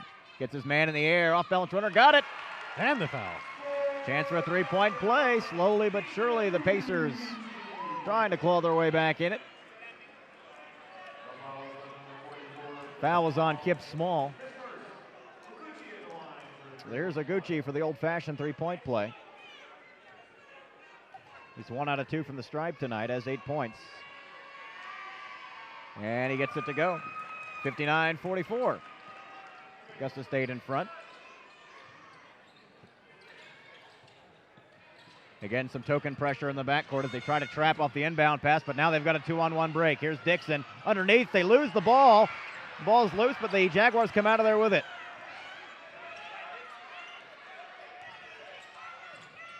And they lose it again. Playing hot potato with it.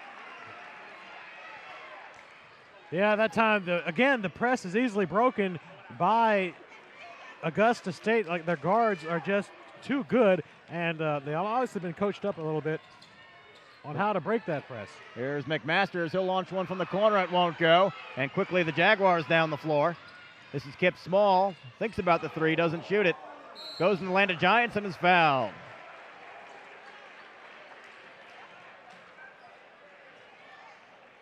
So the Pacers had a little bit of momentum and then came up with a turnover, weren't able to turn that into points. Now it'll be Kip Small at the free throw line. Small has 8 points tonight. It's his first trip to the stripe. He's 94% on the year, 17 out of 18. He's a freshman out of Keenan High School in Columbia, South Carolina. Was the Region 4AA Player of the Year. How do you know all that? I did some reading.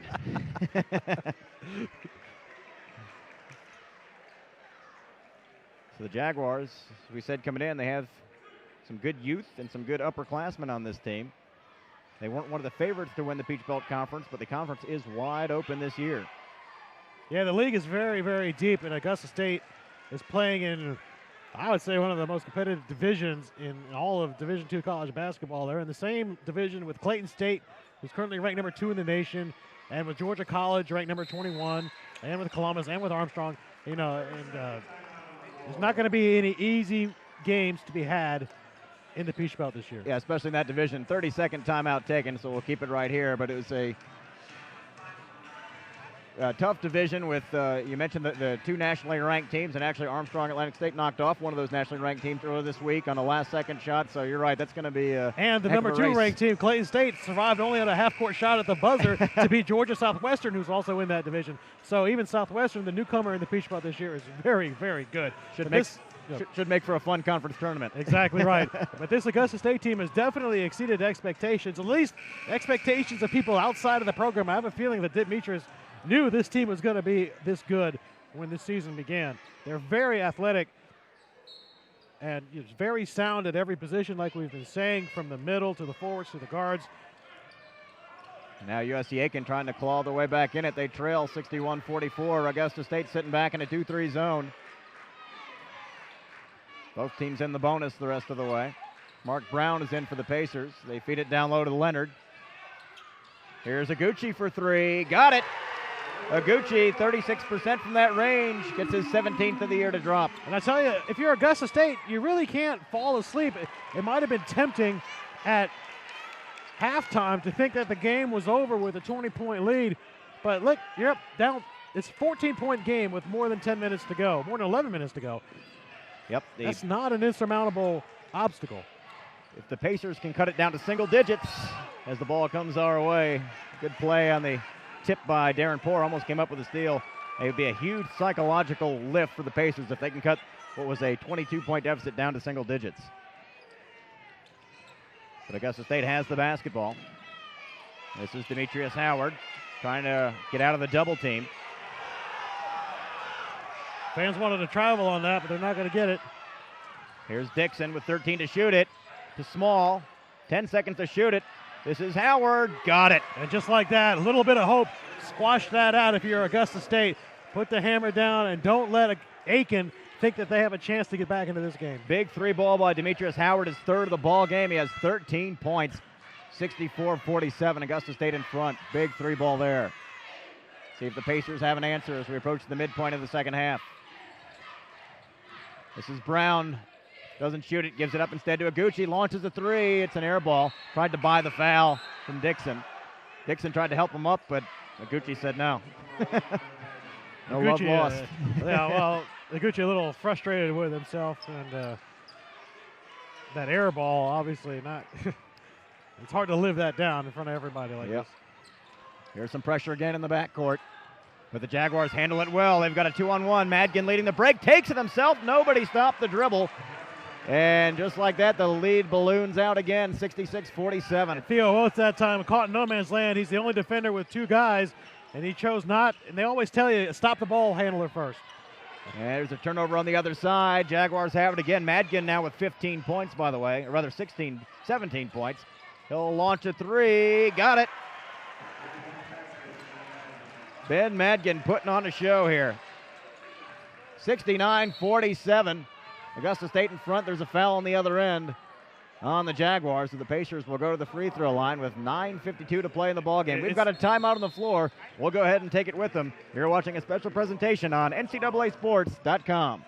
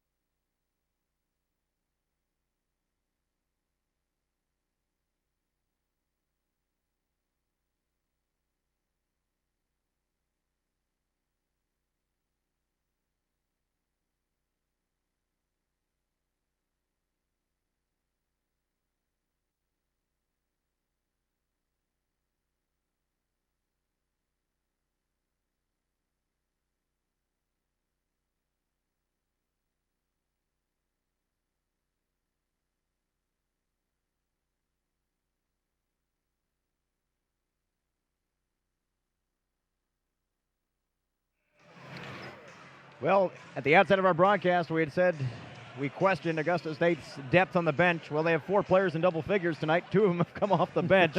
Demetrius Howard with 13, Kip Small with 10, but then their starters are doing the job as well. Ben Madgen with 20 points, Tyrekus Bowman with 10. Madgen putting on a clinic tonight, 6 of 12 from the field, 6 of 7 from the free throw line. He also had a couple of three-pointers. Theo Oates at the free throw line for USC-Aiken. Pacers had trimmed the lead down to about 15. Looked like they were going to get back in it. But then the little run and the big three-pointer by the Jaguars and a missed free throw there by Oates won't help either. Well, I was talking about how Augusta State couldn't fall asleep and just assume the game was over. They weren't. What they were doing was laying back, and as soon as Aiken cut that lead, I think it was down to 14 at that point, they just woke up and reminded them, hey, you're not getting back into this game. Here's some more pressure in the backcourt, but handled easily once again by the Jaguars. Quickly down the floor to Bowman, now up top to Madgen, doesn't shoot the three. Again, a wraparound pass to Howard, rolls out no good. It had been raining threes for the Jaguars for a while, not on that trip. Pacers have it, down by 21 big points. Yeah, Augusta State shooting 7 of 16 from three-point land, 44% in the game. Again, Augusta State number 1 coming into the ballgame in the conference in shooting, three-point shooting, and free throw shooting. Yeah, they're doing both again extremely well tonight. It's not like Aiken is having a bad game percentage-wise. 41% from the field, 37% from long range. 8 seconds on the shot clock as Poor tries to create. Gets it back, 3 to shoot it, pulls up for a long 2. It won't go. And the Jags get the rebound. A long lead pass down the floor to Bowman. Showtime, no, can't get it to roll.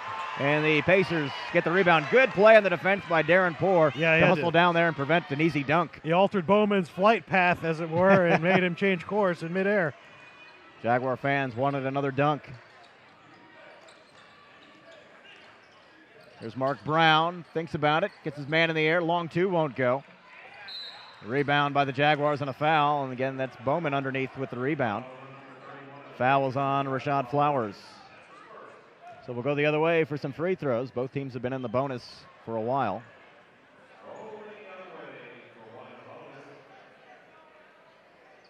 And waiting to check in is the big man, Garrett Seiler, who's had a relatively quiet night. He's been in foul trouble, and that has been a problem for him. But it's nice to know if your big man isn't having a good game, the Jaguars have all these weapons that they can go to. Yeah, exactly right.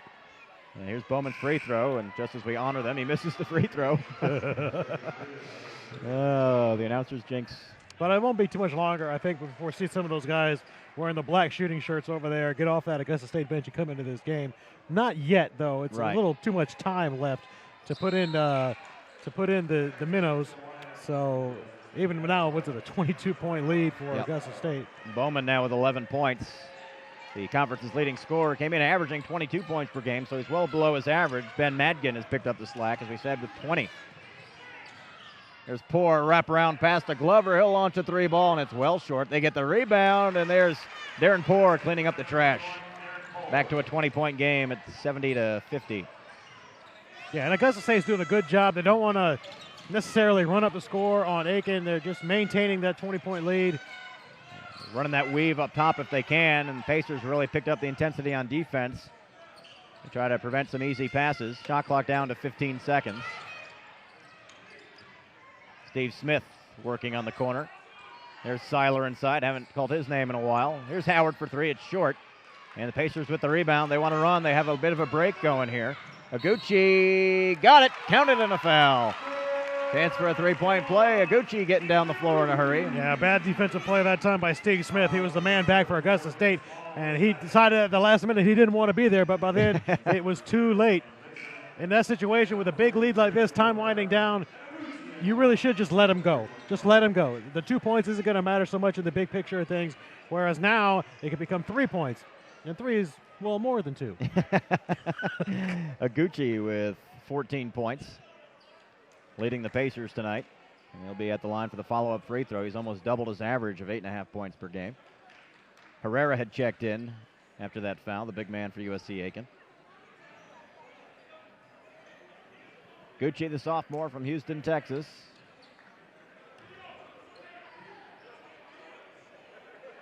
He's hit 2 out of 3 from the line tonight.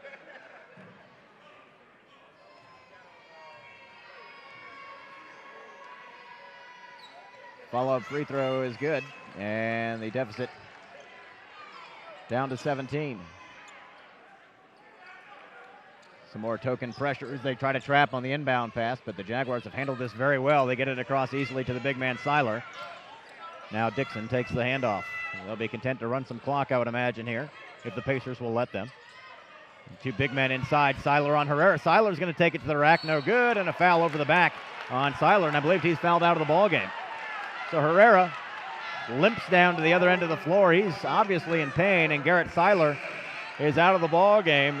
It's the 5th time, I believe, he's fouled out of the ball game this year. Right. That's been his Achilles heel, so to speak. But it's probably not going to matter tonight. Seiler, a quiet night, 6 points and 4 rebounds. Only took 3 shots. I'll be willing to say that Herrera will probably be the biggest man he'll face in conference play this year. Although there's a 6'10 guy, Aristide Sawadogo at Clayton State, who's also a fairly good big man for the conference. As we've talked about, when you're 6'10", 6'11", and you can play, most of the time you're going to be up at the Division I level. But these guys, fortunately, have landed here with the Peach Belt Conference, and really, we haven't had a big man. There's a guy who used to play at Augusta State. What was his name? I cannot remember. I'm trying to remember. I'm thinking of Lander had a big man, Marshall Dibble. Here's a 3-ball by Dixon. That'll go. Daniel Dixon leading the conference in 3-point shooting. Gets another one to go. Back to a 20-point lead for Augusta State. Dixon with 9 points, his 3rd 3-ball. Here's Herrera. Puts up a long 2. It won't go, and no white shirts underneath. All Augusta State right now. Pacers frustrated tonight against a very good Augusta State team. Yeah, I wonder if we know exactly how good this Augusta State team is going to be. We're not going to find out tonight. We probably won't find out maybe until January 10th when they visit Georgia College and State University. That should be another great key matchup. That's their next game in Milledgeville. Turnaround jumper, good by A.J. Bowman. And the lead stretches out to 22, 75-53. Bowman with 13 points, and a timeout taken by the Pacers of USC-Aiken. 6:24 to play. It's all Augusta State. We'll take a timeout with them. You're watching a special presentation on NCAAsports.com.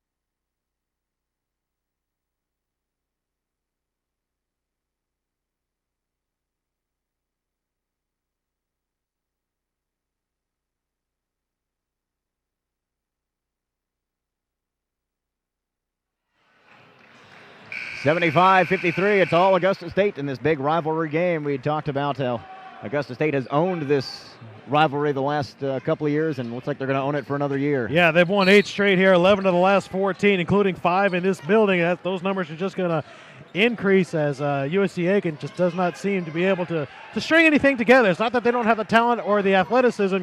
It's just the consistency that they lack right now, and that's the kind of thing that'll come as they play more together. Again, the lineup has been shifting and changing so much, it's been hard to build any type of chemistry. And I don't like really using that word because I really don't believe in team chemistry too much. But you do play together and you do get used to people. Small going the other way for Augusta State was fouled on his way up. Foul was on Kingsley Aguchi for USC-Aiken, his 4th, so 2 free throws upcoming for Kip Small, a freshman, who's played a good ball game tonight as well. 10 points, 5 assists. And he's 2 for 2 from the free throw line. The Jaguars shooting 50% from the field right now, 15 of 29 in the game. Or 24-48, I should say. It was the first half numbers I gave you there. Ooh. And the first free throw no good by Kip Small. Really, every facet of the game for the Jaguars has been on tonight. Maybe some problems with Seiler once again collecting the fouls and fouling out yet again. But other than that, it just really dominated offense, defense, everything in between. It was a 20-4 run in the first half that really put this one in the back pocket of the Jaguars. The Pacers did cut it down to about 14 points, but then the Jaguars went right back on top with the big lead here, and there's another foul on Augusta State's Kip Small. His third will send the Pacers to the free throw line. Richard Glover this time, the senior from Orangeburg, South Carolina. 9 out of 10 from the stripe this year. Gets the first one to go, does Glover. It's his first point of the night. 3 players in double figures for the Pacers, 4 for Augusta State.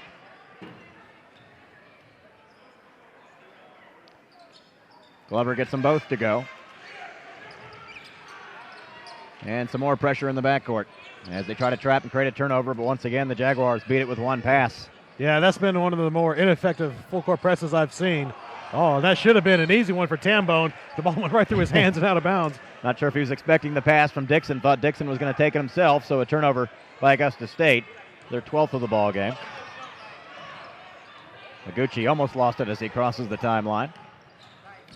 21-point deficit as the Pacers have the ball. They lob it down low, off the glass, and in the hole for Rashad Flowers.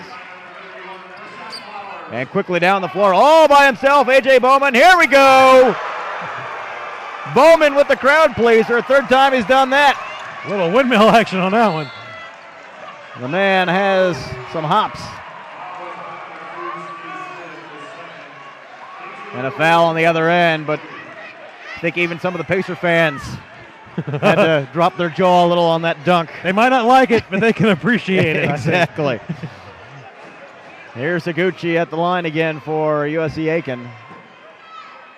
Missed that one. And for Bowman, he now has 15 points.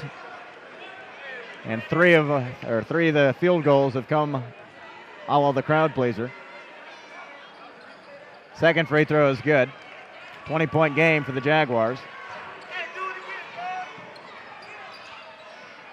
Tambone accepts the pass in the backcourt.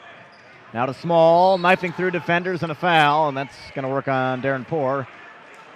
Jaguars will go to the line.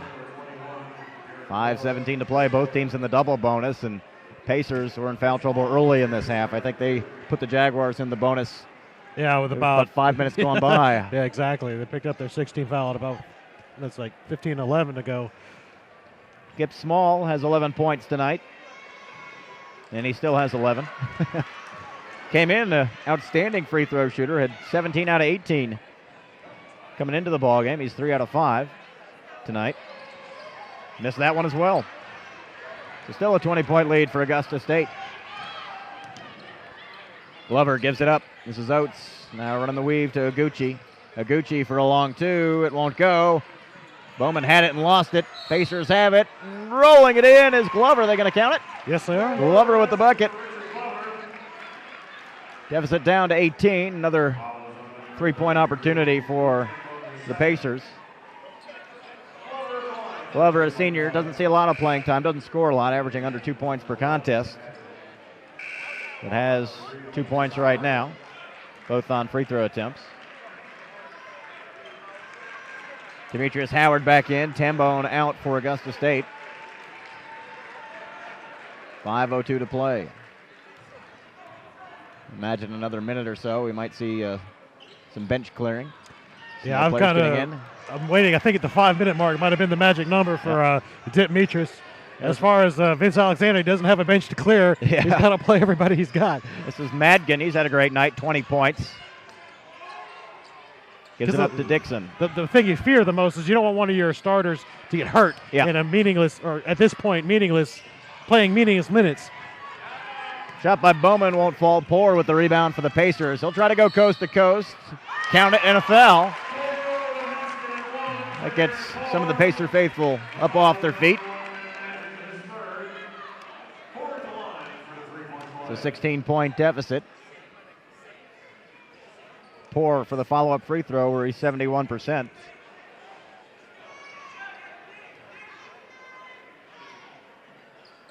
Poor, 10 points, 7 rebounds tonight. Misses the free throw. A couple of missed opportunities at the stripe, and they get the steal underneath and a foul underneath. Oh, good aggressive play by Kingsley Aguchi. Yeah, that time A.J. Bowman looking up the court instead of protecting the ball. And Aguchi that time reached in, grabbed it, and Bowman, I think, picked up a foul. That might be 2 quickie fouls on him.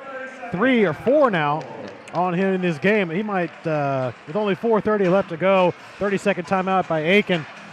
I think we might see Bowman retire. Although I wonder if Coach Meachers is concerned about the scoring title for Bowman, wanting to make sure he gets his points, that kind of thing. Bowman so far in this game, 15 points, 7 rebounds, averaging about 22. That's not that far off. So. Yeah, it's a little too early in the season to worry about that. This is only the second conference game for both teams, so I'm sure Bowman won't mind as long as his team is winning and winning big like they are. He's back out on the floor along with Madgen, Smith, Dixon, and Demetrius Howard. So 4 of their 5 starters out there. Seiler, the only one not out there, he fouled out. Quiet night for him, but that's because a lot of other players had picked up the slack. So here's Aguchi at the free throw line. Called his name a lot tonight. Aguchi with 16 points to lead the Pacers. He's 4 out of 6 from the stripe. And that one rolls out, and the Pacers have missed some opportunities at the free throw line here in the last minute of clock time, about 5 minutes of real time. We've had a lot of fouls. Aguchi's free throw this time is good. As close as they've been in a while at 15 points. There's still enough time for that to be a concern for Augusta State. 4.5 minutes to go, a 15-point lead. Will the trap work? Will the full court pressure work finally? Trapping deep in the backcourt, trying to get a 10-second count. They get it across, beat it by about a second. This is Steve Smith. Pacers hurting themselves at the free throw line. They're only 14 out of 24. It's 58%. So they've had some chances. Shot clock down to 13 as Madgen runs the weave up top. Now to Dixon with 8 to shoot it. Going to create in the land of giants. The little guy can't get it to go. And ball went out of bounds. Should go to Aiken, though, as did that shot hit the rim. The shot clock did expire. Now the officials will discuss, and it will be a shot clock violation. So USC-Aiken will have the basketball with under 4 minutes to play. Pacers not going away. And Coach Meachers is arguing the point that it went off the rim, but I didn't see it. I don't think he did either. And at this point, he should just kind of let it go. Here's Aguchi for 3. No good. And Bowman with the big rebound for Augusta State and a foul. Of course. Bowman did a good job of actually drawing that foul as Flowers was near him, and Bowman kind of tucked himself underneath him to create the contact. But you'll never get that called as an offensive foul. In any case, it's a 15-point lead for Augusta State, and it'll be Bowman at the free throw line. AJ, as he likes to go by now, has 15 points. He's 7 out of 9 from the stripe this evening. Also has 7 rebounds. Missed that one. Bowman, just a junior, out of Washington Wilkes High School. Gets the second one to go. Here comes. As a junior, and he's one of those players that if you follow the team or follow the conference, you're able to see him develop from year to year, obviously making a big jump from last year to this year, and it's almost scary to think what kind of a jump he could be capable of from his junior to senior year. Exactly. Here's a 3 ball by Poor. It won't go. Kisses off the iron. Dixon with the rebound and fell down, so it's going to be calling for traveling. And I guess for those that don't follow a lot of Division II basketball, that's the fun thing about Division II basketball is there's not a lot of Division II players that are going to get drafted early. You're going to have kids for the 4 years, so you can watch them develop into juniors and seniors. Although there has been some pro talk about Bowman and some, obviously not leaving early, I'm talking about for 2 years, but there's been some speculation that he could perhaps join the professional ranks. There are very few Division II players that end up playing in the actual NBA. A lot play in Europe, many play in Europe, including, I think, Jerry Mayweather, who was the PBC Player of the Year for Georgia College last year. Pacers have it working on that 2-3 zone, and they shot up no good by Oates, and another foul. This will go against USC-Aiken. We'll send it the other way for some free throws. And at some point, the referees got to realize they're people, too. Well, there have been with the two teams combined, 54 free throws shot in this ball game tonight. Ooh. And it feels like most of them have been in the last 5 minutes. Yeah, really. The last 5 minutes feels like the last hour here. Here's Bowman at the free throw line once again. He gets style points for that free throw. Gives him 17 points. Most of his points have come from the free throw line tonight. In fact, 9 of his 17 from the stripe. Second free throw won't go. There's Madgen tipping the rebound. Can't save it. Pacers have it. USC-Aiken down by 17. 3:05 to play. This is Iguchi on Madgen. Kicks it out to Glover. Can't find the shot. Ball's tipped loose. Pacers recover. Good defense here by the Jaguars. Oates around the perimeter to Leonard for a long two. It won't go. Tipped around like a volleyball and goes to Augusta State. Again, both teams will hit the road after tonight. Augusta State taking on Georgia College in Milledgeville in the next game. USC-Aiken travels to UNC Pembroke. Sub comes in for USC-Aiken. Casey McMasters checks in. Out goes Richard Glover. Here's Dixon bringing it up the floor against Iguchi in the man-to-man. It's been all Augusta State. That 20-4 run in the first half really put this one away. Yeah, it hasn't been really close since then. ASU's been keeping that cushion intact as best they can. Every time Aiken begins to sniff a little bit of a comeback, the Jaguars have been excellent at putting the kibosh on it. And they've never got the deficit down to single digits. And it'll be Madgen at the free throw line. He's 6 out of 7 from the stripe tonight, 90% on the year. And if Madgen makes this shot, the Jaguars are going to go over. Oh, come on, I got a note here. He's got to make the free throw first, though. He does have 20 points. Well, they do have 80 points already, so they're okay. Right. Still, it sounds better with the 81st point, which that is. The Jags have gone over 80 for the 6th time in their last 7 games. They are the highest scoring offense in the Peach Belt Conference. They were tied with Columbus State, but Columbus, I don't know the score of that game at Pembroke, but we'll have to wait and see. Free ball won't go for McMasters, and the Jaguars get the rebound. McMasters had hit a couple of those earlier, couldn't get that one to drop. 2 minutes to go. It's all Augusta State, 18-point lead. Trying to work some clock as they run the weave up top. That's Howard on the far side. He's had a good game off the bench for Coach Dimitris tonight. 14 on the shot clock. Dixon working on McMasters. McMasters takes it away and falls to the ground, but there's Leonard to take it to the rack and scores. And good play by Kip Small not to foul him. And here comes the bench clearing that we thought we'd see. Yep, both teams are going to empty their bench now with 90 seconds to play in the ball game. The next but notice ball. that's 5 guys for Augusta State and only 1 guy for USC-Aiken. Yeah, Aiken, unfortunately, with the injuries, doesn't have the bench strength.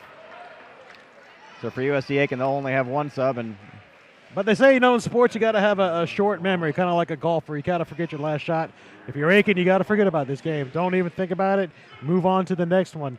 Plenty of games to play. They can only get better the more you play. And for the Pacers, the future is as bright as it's been in a long time. All these names that we keep talking about, most of them are freshmen.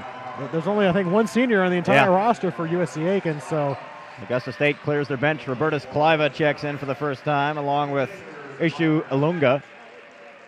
So hopefully the Pacers won't let this one get to them too much as they continue to build throughout the course of the season. Arthur Thomas and Howard Brown also in for the Jags. Now 1 more sub as Jamie Quarles checks in. So everybody gets to play in that tournament at the end of the year. Yep. And as well as I do that anything can happen in that tournament. And if you peak at the right time, that's what coaches always say. They want to peak at the right time. So if you can peak in mid to late February, Gucci tries the 3. It won't go. Gets his own rebound. Kicks it back out to Brown, who checked in. He loses the handle, and the Jaguars have it, and then a foul on Augusta State. It looked like Cliva gave a stiff arm. He's going to be whistled for the foul, the freshman from Lithuania. He's going to be whistled for the foul in his first few seconds of play tonight. And Mark Brown, the freshman from Charlotte, North Carolina, will go to the stripe for USC-Aiken. He's actually had to play a lot this year as the freshman, averaging just under 4 points per contest. 13 out of 20 from the free throw line. That's 65%. And he misses that one there, and the Pacers have hurt themselves at the free throw line tonight. 60%, 15 out of 25, so they've missed 10 free throws. Second free throw is good. And the Pacers will get another sub in as Jacob Gadomski checks back in, the freshman from Poland. Out goes Theo Oates. So the Jags will have it 1:13 to play. 17-point lead for Augusta State. As the teams look to get a split on the night, and the ball hit the rim on the pass. That'll be a turnover and a foul. Jamie Quarles that time trying to pass the ball across the court, hit the rim. Oh, sometimes that happens. Yeah. 1:08 to play. So again, if you missed it, the women's game went the way of USC-Aiken earlier tonight. They knocked off Augusta State 69-62, so we'll have a split on the night. As the men's contest will go to Augusta State. Free throw, no good by Aguchi. Yeah, Augusta State improved to 10-3 on the season, 2-0 in the conference, and we talked about how tough their division is in the Peach Belt this year, and getting off to that kind of a start is essential if they want a high seed for the conference tournament.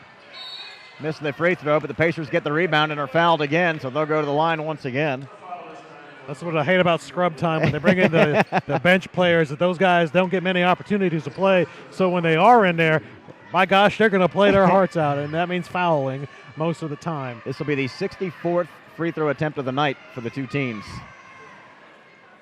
Yeah, it's crossing about near 10 o'clock here on the East Coast. This game started at 7:40.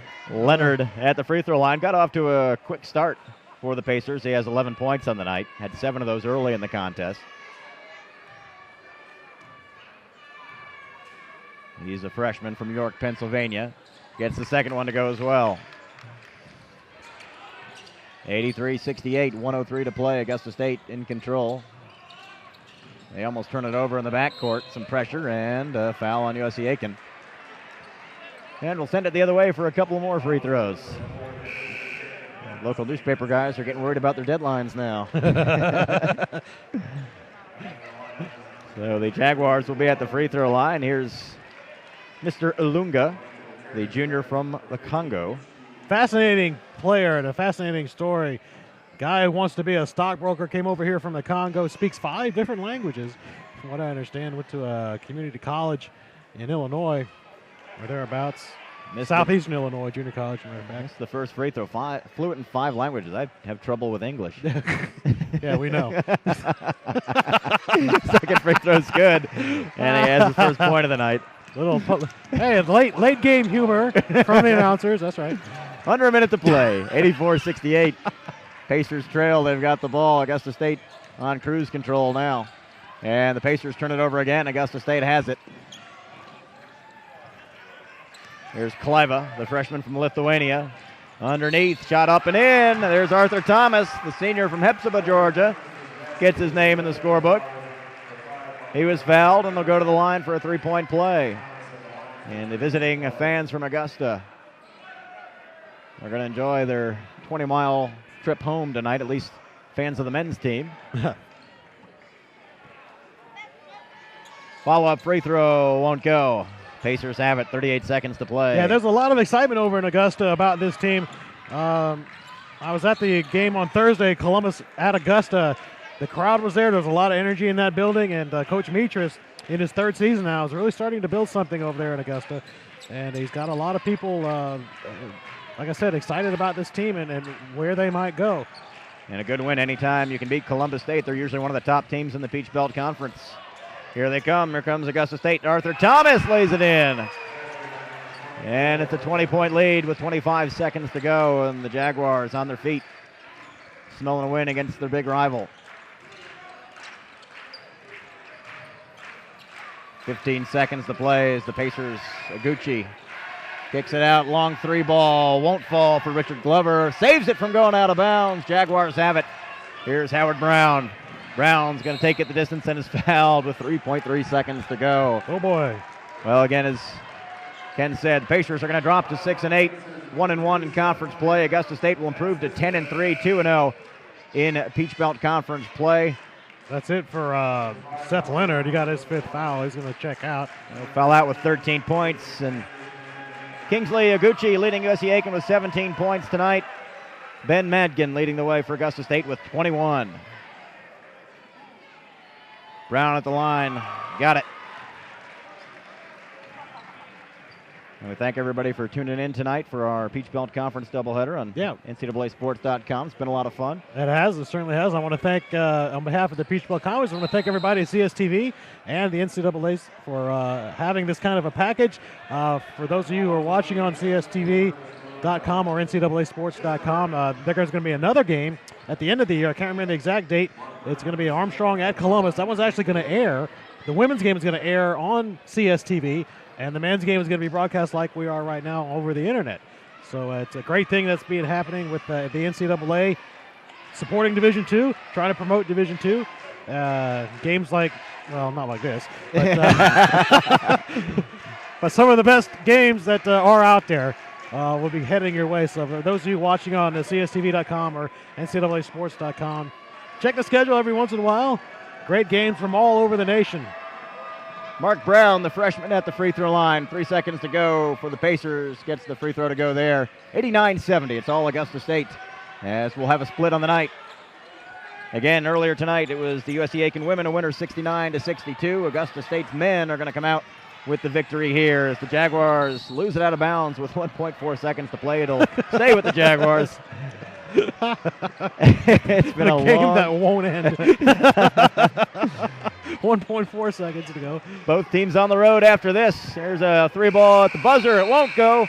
Both teams on the road in their next contest. There's the horn as Augusta State, a winner tonight, 89-70 over the Pacers of USC-Aiken. The last time these two teams will meet in this gym. Next year, the Pacers will have a brand new facility. So a split on the night. USC-Aiken a winner in the women's contest. Augusta State a winner in the men's contest. For Ken Gerlinger, I'm Brad Muller. Thank you for joining us. This has been a special presentation on NCAAsports.com.